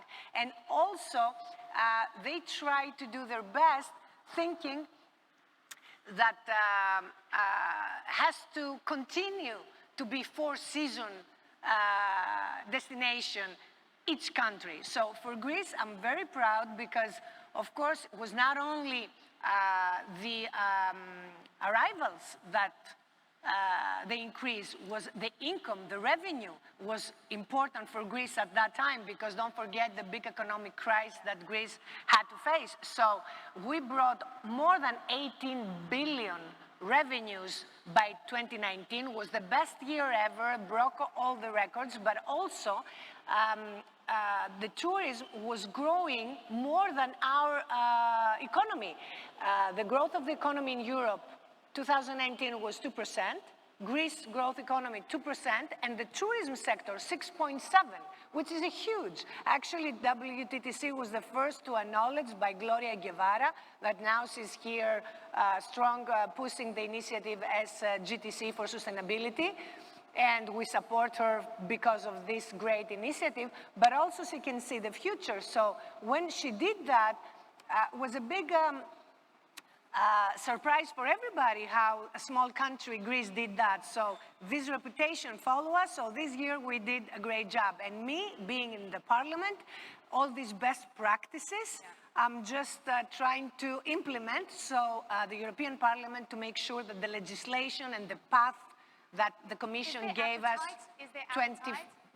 by 2030. Is there appetite in the European Parliament to implement legislation around tourism and travel? Absolutely, and also we actually right now work very much on the sustainable and resilience, on thematic tourism. We work a lot of the quality, and also, as I said before, for us it's critical to make sure the workforce will be satisfied and the small, medium businesses, because it's the 90% of the sector. Of course, there are big hotels and luxury, but there is luxury also in small and medium family businesses that they have to survive and they have to have quality. So for the budget, EU, next generation EU, we propose 20% to go to tourism, travel and tourism, because travel is also the transportation. And I'm closing my statement by saying that it's very important to make sure that no one will left behind. It's very important for the progress in this sector to go everywhere, horizontal. Okay, we are going to run slightly over time, but I want to get closing statements from you. I'm not a pessimist. I do get anxiety when I see what's happening globally. I think we've all borne the brunt of, super high oil prices in around 2008, 2009. We know what that did to demand, right? It caused destruction. We've gone through multiple cycles. We've gone through COVID. And, most economists that I speak to are really worried about a global recession. They're really worried about inflation. They're saying that we haven't truly priced in the risks. It sounds like most of you are feeling optimistic about the trajectory, but always the proof is sort of in the numbers, right? It's quantifiable. If I had to say, look into your crystal ball, over the next year, what are the main trends that you are pricing in right now for yourselves, for your businesses? Clayton, let's start with you. Global growth next year, China coming back eventually, which will buoy that growth. Again, very bullish about that. COVID not being a major issue. Commercial demand beginning to look more traditional in terms of commercial and leisure mix. And the airlines continue to be very profitable based on rate compression and continued scale of Are we living in the same world? Maybe not, but based on what travelers are telling us, based on what corporate travel planners are telling us, based on what travel agents are telling us, and based on what general travel policy tells us, that it's going to be a good year in 23 for travel. Round of applause. As they say in this region, inshallah. I hope that actually comes to fruition. That's brilliant. Minister. Yes, I think I can say we are not supposed to be scared of the pandemic, because when these things happen, it gives us more creativity and innovation. What are we supposed to do? This is the world. Anything can happen anytime. So I think it's the right time to keep on investing on travel and tourism for the better future. So it's the right time to keep on investing in all ideas, in all platforms, investments of travel and tourism. These things are there to happen. It might come again, it might not come. So we should not go back, we should not be scared. We need to be strong and together exchanging ideas. So we have to keep the pace, keep moving, because this is the sector which contributes more than 10% globally in our economy. You see, other places, 30%, 40%. There are countries whereby they do depend on tourism, and that's it. They're surrounded with water. Taking the example of Zanzibar, 30% of our GDP in Zanzibar, we depend on cruise tourism, issues of tourism and water, you see. So I think now is the right time to think outside the box. How are we preparing ourselves? If another wave comes, are we ready for that? So no going back, we move. That in as an option, do you think that there's another wave coming? Or is that a scenario that you're thinking about? Not really, but it might happen, because as it was first wave, let's say 2018, you never know, after 10, 20 years, what will happen. So I think we need to be strong. Don't and give me keep on anxiety. investing. No more waves, please. This is why I keep wearing my mask. Nicholas. Well, building on what we've all been saying, I think the recovery is there. It's been faster than expected. Some uncertainties on 23, but so far the numbers are pretty amazing. The difficulty that I see for this year and the coming years is that the bar is raising from a consumer, from a traveler perspective. Clayton explained that very well. It's price and rates, of course, but it's more than that. It's to make sure that we get into a frictionless travel. It's to be certain that at the same time we get the experience that we want, but also the sustainability, which we see a key factor of decision. And all of that being opportunities, by the way, people are ready to pay more to get what they want now, and that's a very clear point. On the other side, from an industry perspective, we have some pain points. I mean, it's hard to get the right people, and we need to make sure that we reinvent ourselves. It's about digitalization, it's about value proposition, customer experience, and that's something which is very important. Yeah. And Achieving all of this in parallel is the difficulty that I see. And the sustainability aspect, absolutely important as well. JD? So I think pricing will hold steady according to our supplier partners. Transactions will continue to raise. I think that people are traveling more. They're traveling more often. They're going for longer, and they're spending more on each trip. You know, we haven't talked about capacity, and so I think that we haven't talked much about cruise lines. So cruise lines will finally be at full capacity next year, and that's certainly been a little bit of a difficulty for us. And so I think, you know, I think we're all relatively bullish. I think cautiously optimistic, I think, is probably the right term for it. But, you know, labor shortages also have been a major issue in service, and I think that will continue to develop and get better over time. Brilliant, thank you. Minister. Well, tourism is the driving force for all the other sectors. Restaurants, entertainment, supply chain, everything. So now we know how to travel. We have safety protocols. This year was a very good year. I think next year is going to be even better. People would love to travel. If they join forces, the public sector and the private sector, they can also have value for money, prices, and quality. People want to travel in a different way. They want to have experiences, but also they want to travel with safety. I know that the health infrastructure for many countries went up, so people feel not afraid anymore. And I think that the years to come, tourism will come back. And also don't forget about the people that they learn now to work and travel, the tourist nomads. So they go in places that they love to spend time and work at the same time. Such a place is my country, also Greece. Yeah, it's a really a hot destination for that. Thank you very much for your time. Thank you very much for your insights. I hope when we meet again next year, I hope, Clayton, that all your predictions are exactly the way that you've set them out. Thank you very much to my panelists. A round of applause, please, ladies and gentlemen. Thank you.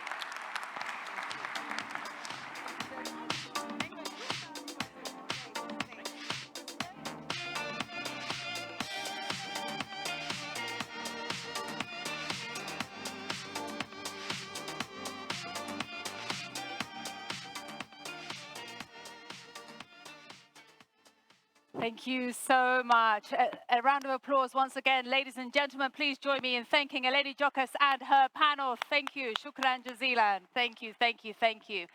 All right, I hope you enjoyed that panel. Ladies and gentlemen, it's time now for the second set of strategic insight sessions. And the aim here is to explore challenges and opportunities shared by players in different areas of the globe.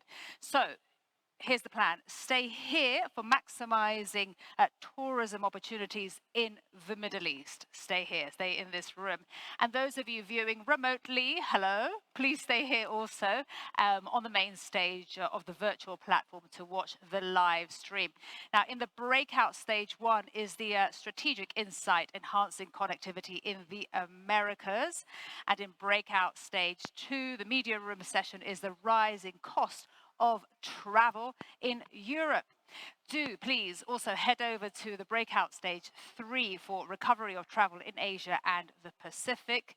And just a reminder that the sessions not here on the main stage will be available to all of you via the watch video on demand. So that's what you can watch, ladies and gentlemen, on the virtual platform. And lunch, yes, lunch, I love that word, follows this set of strategic insight sessions. So please do make your way to the next session. Enjoy.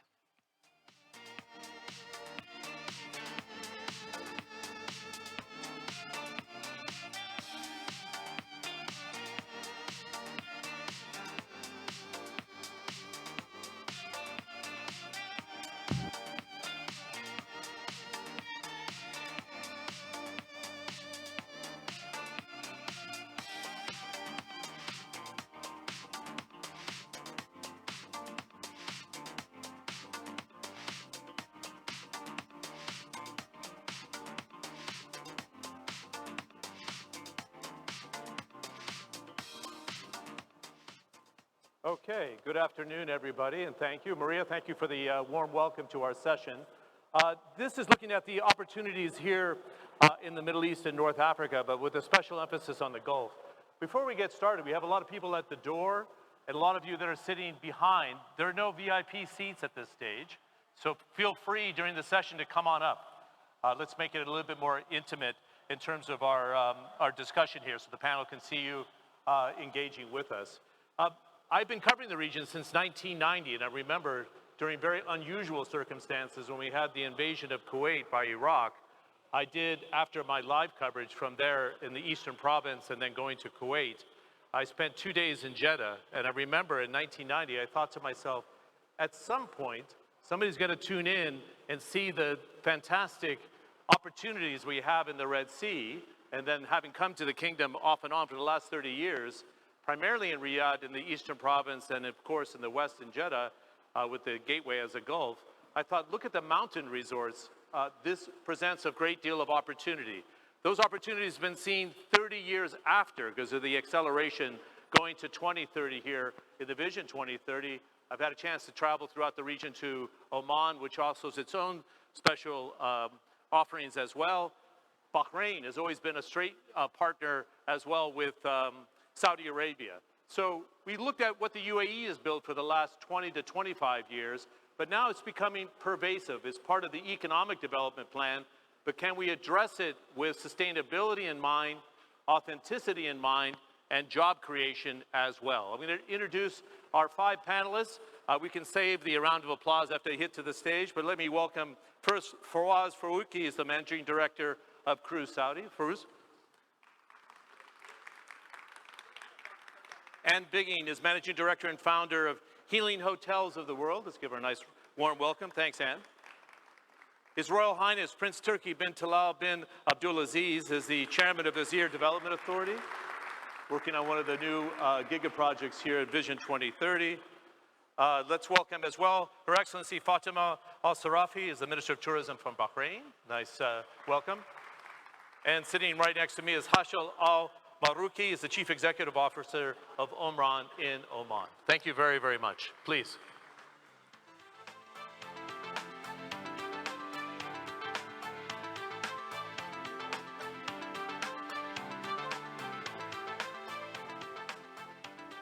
What a great panel. We have about 35 minutes, so I've instructed our panelists to be very direct. In fact, we have 27 minutes, so we're going to be it's almost speed dating for looking at a region, right? So primarily home in on the Gulf region, but I think it'd be great if we can, Prince Turki, since it is one of the major giga projects, which is often overlooked this year. So if we look at the 13 regions of this kingdom, and everybody has a different blueprint, but you said something very prescient, is that your program has actually been signed off by royal decree, and we're looking at 50 billion riyals invested to 2030, about $13 billion, right? How does that development maintain, as you suggest here, authenticity? It appeals to the local culture as well, but also creates a new level of job opportunities for the locals in the region. They don't want to be swamped by globalization at the same time. Do you find this is a strict balance that you're trying to adhere to at Azir? Please. I do. As you said, Azir is we are blessed to be the first region in Saudi Arabia to have a strategy, approved strategy by the government out of the 13 provinces. And we are now, the idea is to make whatever we do in Asir is a great place to live, not just to visit. And in order to do that, يعني, what are the criteria that will enable you to make the place livable? Is to live in nature or close to nature, which Asir is full of that, to make sure that you have a sense of a family surrounding, your family is with you. You feel that it's your home, and the home is affordable. The home is in a secure environment. This environment has opportunities to people to work in the local community. It's close to higher education, close to healthcare, close to an airport, and to make sure that whoever comes there comes back again there. That's really our desire.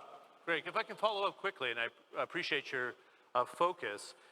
It's extraordinary that these were not unearthed. If I give certainly one credit to His Royal Highness Mohammed bin Salman, it's unleashing the potential of the kingdom that was often overlooked, almost spoiled by oil and gas development, right, and didn't need to diversify. This is quite extraordinary change in the last 6 years. You would agree, Prince Turki? Yes, of course. People that look at Saudi Arabia, it's only oil-generating country, is unfair. Oil was only discovered in 1932, whereas everything I'm speaking about is pre-1932. So that's not fair on us. Plus, to make Asir a good place to live in, we have two areas. We have the culture and we have nature. How will a home be livable? How will you come again if the culture is not preserved and the nature is not protected? So on the behalf of the government, all measures to protect the culture and nature is underway to preserve these assets. Great, thank you very much. Your Excellency Fatima Al-Sarafi, Bahrain, we had a chance to sit at the Green Economy Summit in Dubai just a few months ago, and you talked about sustainability, but you're trying to get this trio pulled together, sustainability, a human-centric approach to tourism, which I find interesting for Bahrain, which doesn't have a lot of land, so how do you do that, number one? And also make it an authentic experience, and that was our experience when we lived in the UAE. They started in this process of making it very modern, and us expats come in and we say, well, we actually want the historical experience and the hospitality of the Gulf. How do you strike that balance in Bahrain? So, John, that's a very interesting question. And one of the key things that we've noticed in Bahrain, that whenever we get expats or tourists visiting our country, one of the main things that they leave with is the authenticity of the experience that they have. And we have attempted and we have successfully incorporated that in our tourism experiences that we offer in the Kingdom of Bahrain. Those authentic experiences are delivered by Bahrainis. We invest a lot when it comes to human capital development, and we also make sure that through that human capital development, they are also very well integrated in the small and medium-sized enterprises that we have in the Kingdom of Bahrain. One of the key things that we boast about in Bahrain is that Bahrain is one of the main countries in the region that has that livelihood where expats actually want to not only live in, but they would actually attempt to retire in the Kingdom of Bahrain as well. And one of the key indicators for that is the very recent HSBC expat survey, which has rated Bahrain as one of the top 10 countries in the world where expats can live in. But going back, John, to your point about the authenticity and the human-centric aspect of it, one of the key things that we have done very well in Bahrain is creating those unique tourism offerings that have tourists leave Bahrain with a story to tell. Because at the end of the day, when you get tourists in Bahrain, or in any other country in the world for that, you would notice that they would want to leave that destination with an experience, with a story to tell. And I really believe that all our countries in the Middle East are very fortunate to have the culture and to have the history to capitalize on that opportunity. Good. My story to tell in Bahrain is they're like Swiss clocks. The Bahrainis show up for a meeting, they say it's going to be 12:30, it's 12:30, not 12:31. Yes. And we pride ourselves on that. And the hospitality as well. Fawaz, it's great to see you, and I followed your story at Cruise Saudi, as you know, so we became friends in this period of time. There's almost two stories to tell at Cruise Saudi because you're collaborating with the Red Sea Development Authority, which is a pretty new entity, and you're collaborating with the major cruise line companies in the world at the same time. And then over the next 4 years, you're going to introduce your own lines of cruisers, more boutique, smaller experience. How do you try to pull these together when we talk about the beauty of the Red Sea itself, not overwhelming nature, right, but to preserve nature at the same time? Do you think you have the balance right in the development? And can you share the tales of collaborating with the government authority to make sure that it's looked at in its totality, if you will? So we at Cruise Saudi, we act as a one-stop shop for global cruise liners into Saudi Arabia. So in doing so, we provide to them all the collaboration needed with the government support with the different authorities. But then also, once passengers come on shore, what are the cruise experiences or the shore excursions they go on to? So this is the mandate of Cruise Saudi. Now, it is very important, as His Royal Highness mentioned, that in Saudi Arabia, two of the most important value proposition is culture and nature. And it's our responsibility to make sure that we preserve our culture and the environment as well. And that's where the Red Sea, the Saudi Red Sea Authority comes in place. They have, their mandate is not just to be a regulator of the marine tourism industry, but also to protect the environment and also encourage investment and create jobs in the sector. So we collaborate with the Saudi Red Sea Authority and the government to make sure once cruise passengers come on shore, they follow the guidelines that are set by them to keep our culture and the environment intact. And also, at the same time, we speak the same language like the cruise companies to make sure we are business friendly to them and provide them with all the support required. Let me give you an example. Last year, just after COVID, when MSC was coming for the first time, they had crews from India and Philippines. And India and Philippines were on the red list of most countries. So we not only provided safe passage for these crew members to come on board of the cruise lines, but actually we provided vaccination services to these to the crew members to make sure MSC can operate during that season. Great. I'm going to circle back also about how you generate local jobs as well, because I think one of the things I see is a lot of investment, the local Saudi populations throughout the region, but how does it trickle down, as His Royal Highness was suggesting, to the local population so they can stay near home, they have job development, but I'll come back to you on that. And Bigging, it's very interesting, as you created this company, you were in the field of journalism like me, but have decided this is a passion, right? It's much more than a hotel chain. It's a way of life, I think is the way you describe it. Founded in 2006 in Cologne, a global brand. Do you want to focus on how you can bring this global brand into the experience of the Middle East? How do you see it as an opportunity? And with this development you see, for example, in the Kingdom or Oman or Bahrain, does it resonate with the healing hotels of the world? Do you want to start there? Great question. Thank you so much. You know, I think this healing, holistic lifestyle, whatever you want to call this, has been my passion all my life. Hence, I left journalism. Hence, I left advising governments on tourism to create that what I believe in, and that is a holistic setup, because I believe hospitality has a change or a momentous opportunity to change for better in the world. Okay, so I think our hotels are all over the world, I think in all continents, and I think the Middle East, and especially Saudi.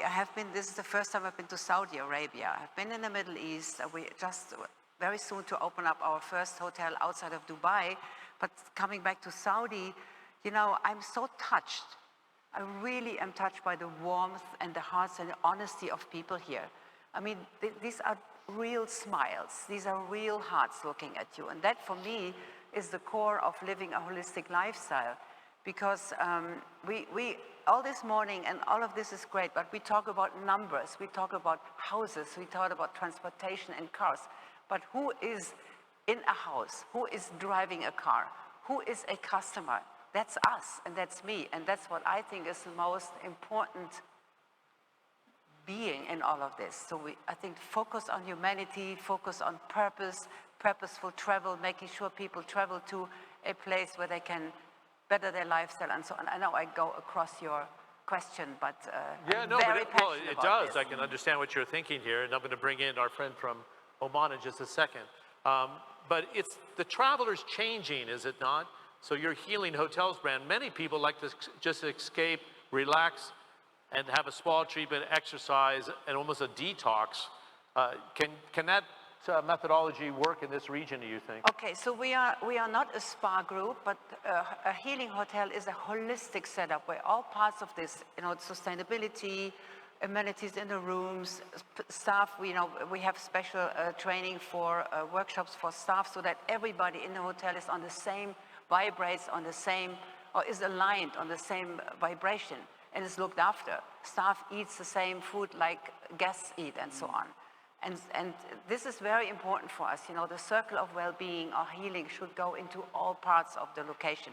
So I forgot your question, forgive me. No, well, does that concept of the total experience, the total experience work here, do you think, from what you can see? As I said before, absolutely. I think because everything, every innovation starts, from my understanding, in the heart, and then it travels to the mind. It starts with a passion.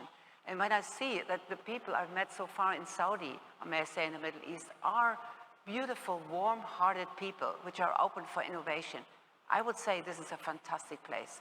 Good. All of the Middle East. Good. Hushel, it's great to have you. And I don't want to say I'm saving the best for the last, but I have to say the natural beauty of Oman is extraordinary. And Omron, as a company, had a limited mandate before, but you're a very busy man. It's a very wide mandate for development, not only five-star properties, and clearly not only in Muscat. It's going to the mountains, it's going to the coast as well. The theme is here, maximizing tourism opportunities. And I know the previous Sultan, rest his soul, was very concerned about preserving nature and not overrunning the country. And I know Sultan Haytham has the same mindset. How do you strike that development opportunity and trying to preserve nature as it is in Oman today? Thank you for that question, John. To be honest, when we started in Oman a long time ago, as you've mentioned, about having tourism, but we also protect the character of the country and the nature. We have more than 20 reserves there. We reserve from turtles to stars, believe it or not. We have few kilometers and millions of square meters just to be away from the pollution of lights. But that's pay off today. If you notice today, everyone is talking sustainability. Everyone's saying protecting nature. Everyone protecting this planet. So I think we've been prepared for it. All what we need to do now in Oman is capitalizing on what we have there. And I think we are on the right track doing it. In this region, we always been unified by the history, by the language, by the culture, by the roots, by what you call it. And I think now tourism is unifying us rightly. And you can tell from here, it's the same theme. Everyone is saying the same thing. We've been unified long time before. Tourism is bringing it on action, and we capitalize on that. Good. I know there's a great concern about making sure there's job opportunities, and I'd love others to jump in on this subject as well, but I'll follow up with you. In Oman, making sure that the Omanis, who are also like the Bahrainis that very much, they are willing to work in the service sector. So how do you, when you pick a project like Jabal Akhtar, which is a phenomenal place, 2,000 meters into the mountains, what's the strategy that also focuses on the local hiring opportunities? Also very important, something you brought up is the training opportunities as well. So it's not an easy thing to do, right? Because sometimes you're bringing it into a part of Oman that's very remote and not trained for the hospitality sector. Please. So this sector is about human and serving human. That's simple what it's all about. That's a very good way of putting it. That's what we do. And then we also do everything around that. So we have lots of initiatives that we have, and it's similar in the whole countries. That I said, tourism is unifying us. We have so many initiatives about developing our human capital. Not to the point they are only working in Oman in the remote areas. Today, as we are speaking, we have a number of Omanis working in Qatar during the World Cup in the hospitality. And they've been trained in Oman with an international curriculum, international credential. And yes, we develop them for the country, but we also help in the region. Because I always say, we can do it. We have it in the DNA. The hospitality, it's there. In the region here, it's there. All what we need, kind of polish it, make it what we need, understand the dynamic happening with our customers, and then fulfill that requirement. I think we share the idea about we develop human capital to lead this industry. Good. Prince Turki, can you address this as well? But also, and it's something I've wanted to talk to you about, and I know it's something you're very passionate about. The perceptions are that it's a lot of big numbers a lot of major giga projects, and many people still remain extremely skeptical they're going to be delivered. But having visited, I think I've come back every 4 to 6 weeks to the kingdom, it's pretty hard to have 5 to 6 major giga projects going on at the same time. But the country seems to have the bandwidth to deliver. So I know there's this skepticism that Saudi will deliver and also deliver opportunities for the local culture. So just take your development and give us a viewpoint of how that's coming to the fore. I know there's this need to protect the natural beauty of us here in the south, but how do you get that balance right of building multiple projects at the same time, but not overwhelming society, would you suggest? Prince Turki? I'm just organizing my thoughts.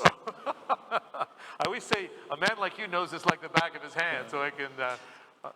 First of all, you're right. The perception, first of all, of Asir region was not positive in terms of development. Although a lot of work has been done in the past decades to build the infrastructure and to make Asir what it is right now. But in terms of tourists, which our forum is dedicated to, and to investors, there was a negative perception. So that has been identified and corrections has been made. I'll give you some examples. Yeah, please. First of all, there was no clear direction for the area. Where is the area heading? What's our North Star? Now we have, as I said in the beginning, we have a strategy and we have a North Star. Second, the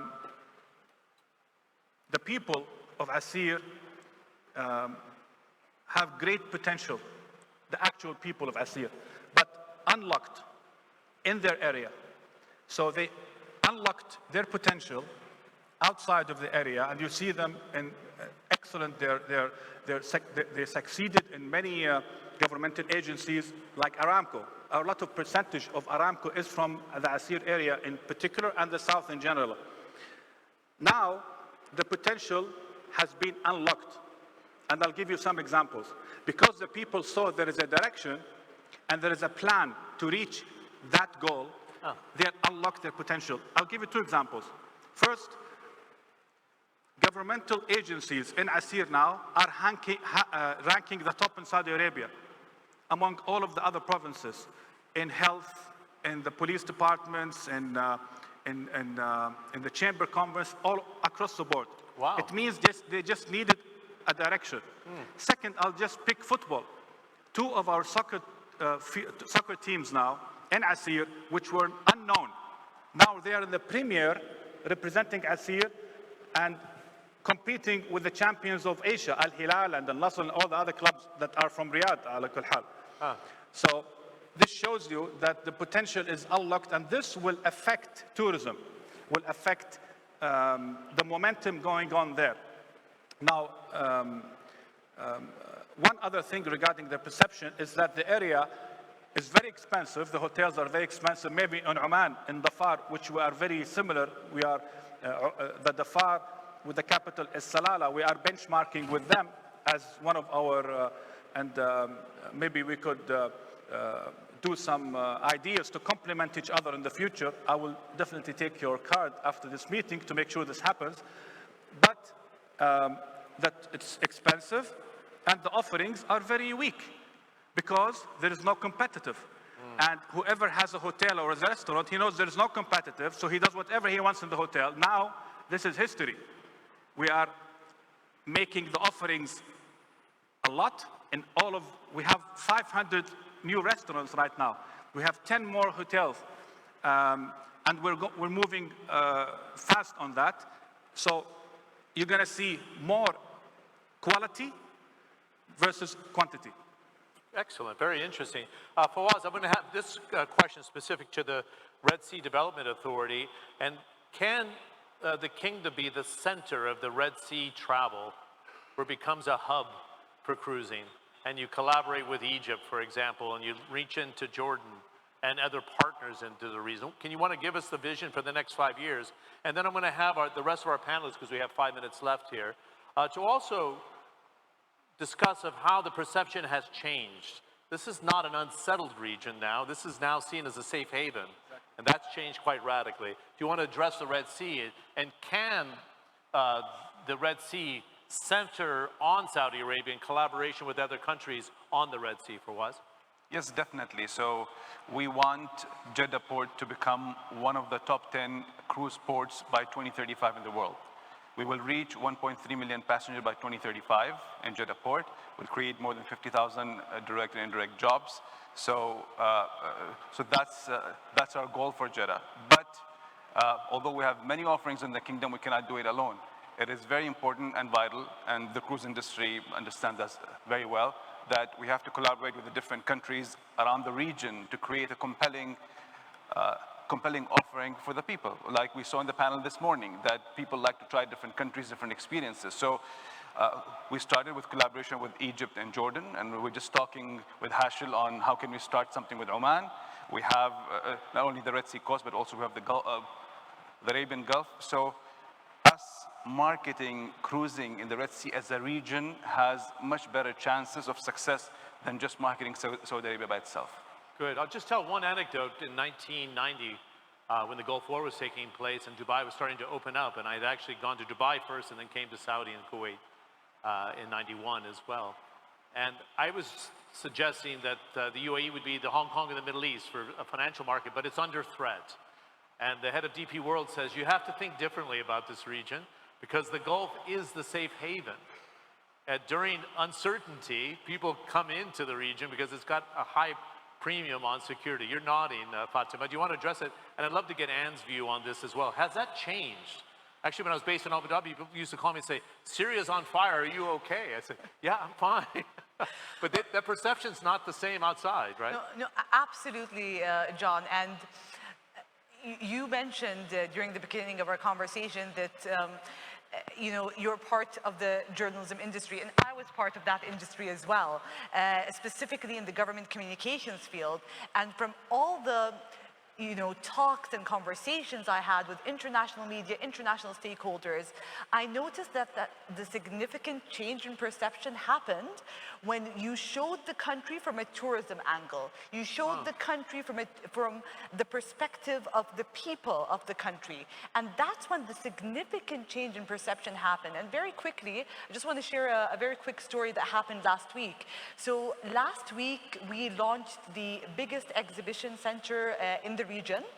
And we started it with one of the biggest exhibitions that the Kingdom of Bahrain hosts, which is the Jewelry Arabia exhibition. And we hosted Francesca Cartier, who is the great-granddaughter of Jack Cartier. And one of the things that we did, because she was in the region, because she tried to reenact the stories that her great-grandfather had in the Kingdom of Bahrain, and she's actually publishing a book about the pearling industry.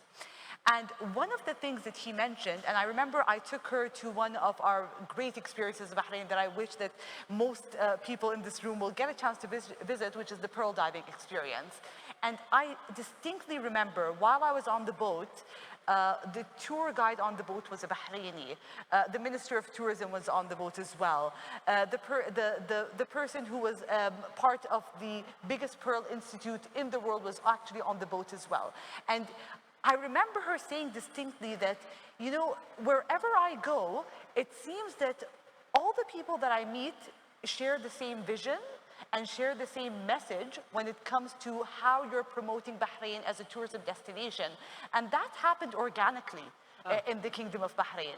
And when I started having that conversation with her, she mentioned that it really seems that it's happening not only organically, but there's a lot of passion when it comes to promoting the country, no matter what industry Bahraini people are in. And that makes me very proud as the Minister of Tourism. And we'll have to wrap it up here, but you have 45 seconds.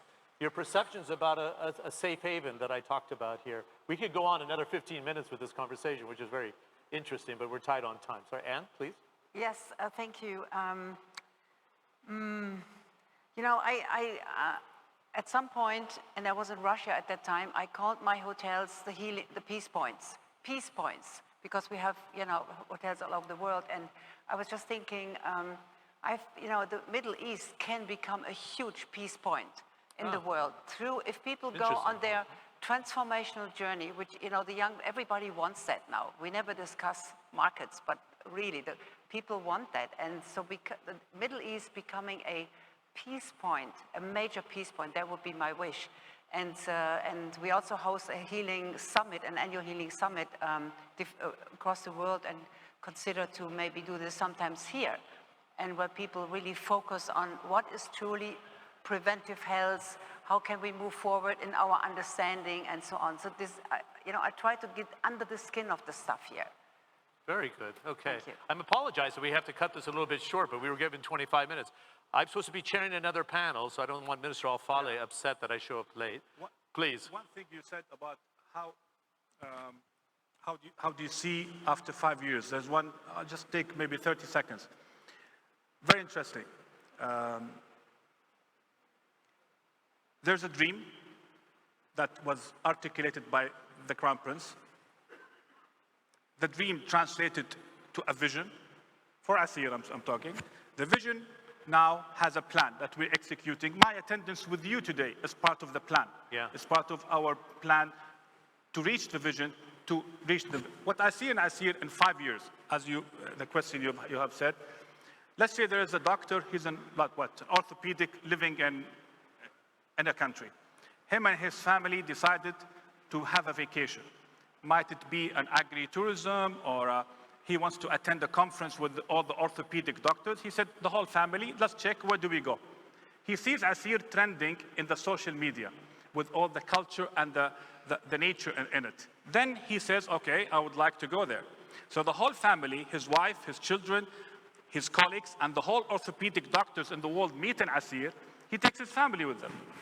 First time he reaches the airport, he sees a brand new international airport, which be the most beautiful airport in the Arabian Peninsula that reflects, this is what you're going to see in 5 years.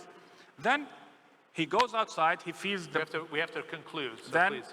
Well, he has a journey where he lives in a beautiful hotel on the riverbank of Abha, goes to the healing hotel, and then finally, he has a coffee with his wife and says, we want to have a house here. Okay. That's quite a vision, actually, Yes. but it makes sense with the natural beauty. Nice round of applause for our panel. Thank you very much, and I wish we had a little bit more time, but excellent in the time that we had. Thank you very, very much for your time. Thanks. Thank you. Shukran.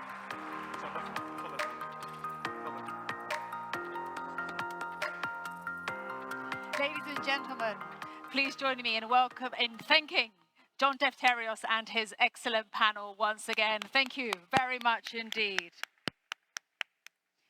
And now lunch will be served on the terrace. Please also take some time to view the fantastic exhibition stands and booths outside, and they look absolutely wonderful. A lot of them are displaying the giga projects taking place here in the kingdom, and you can also access these through the metaverse if you would like. And please make your way back to this room by 2:10, okay? 2:10. We have a fantastic afternoon lined up for you. Please enjoy some of the sponsor videos as we go to lunch. Bye-bye.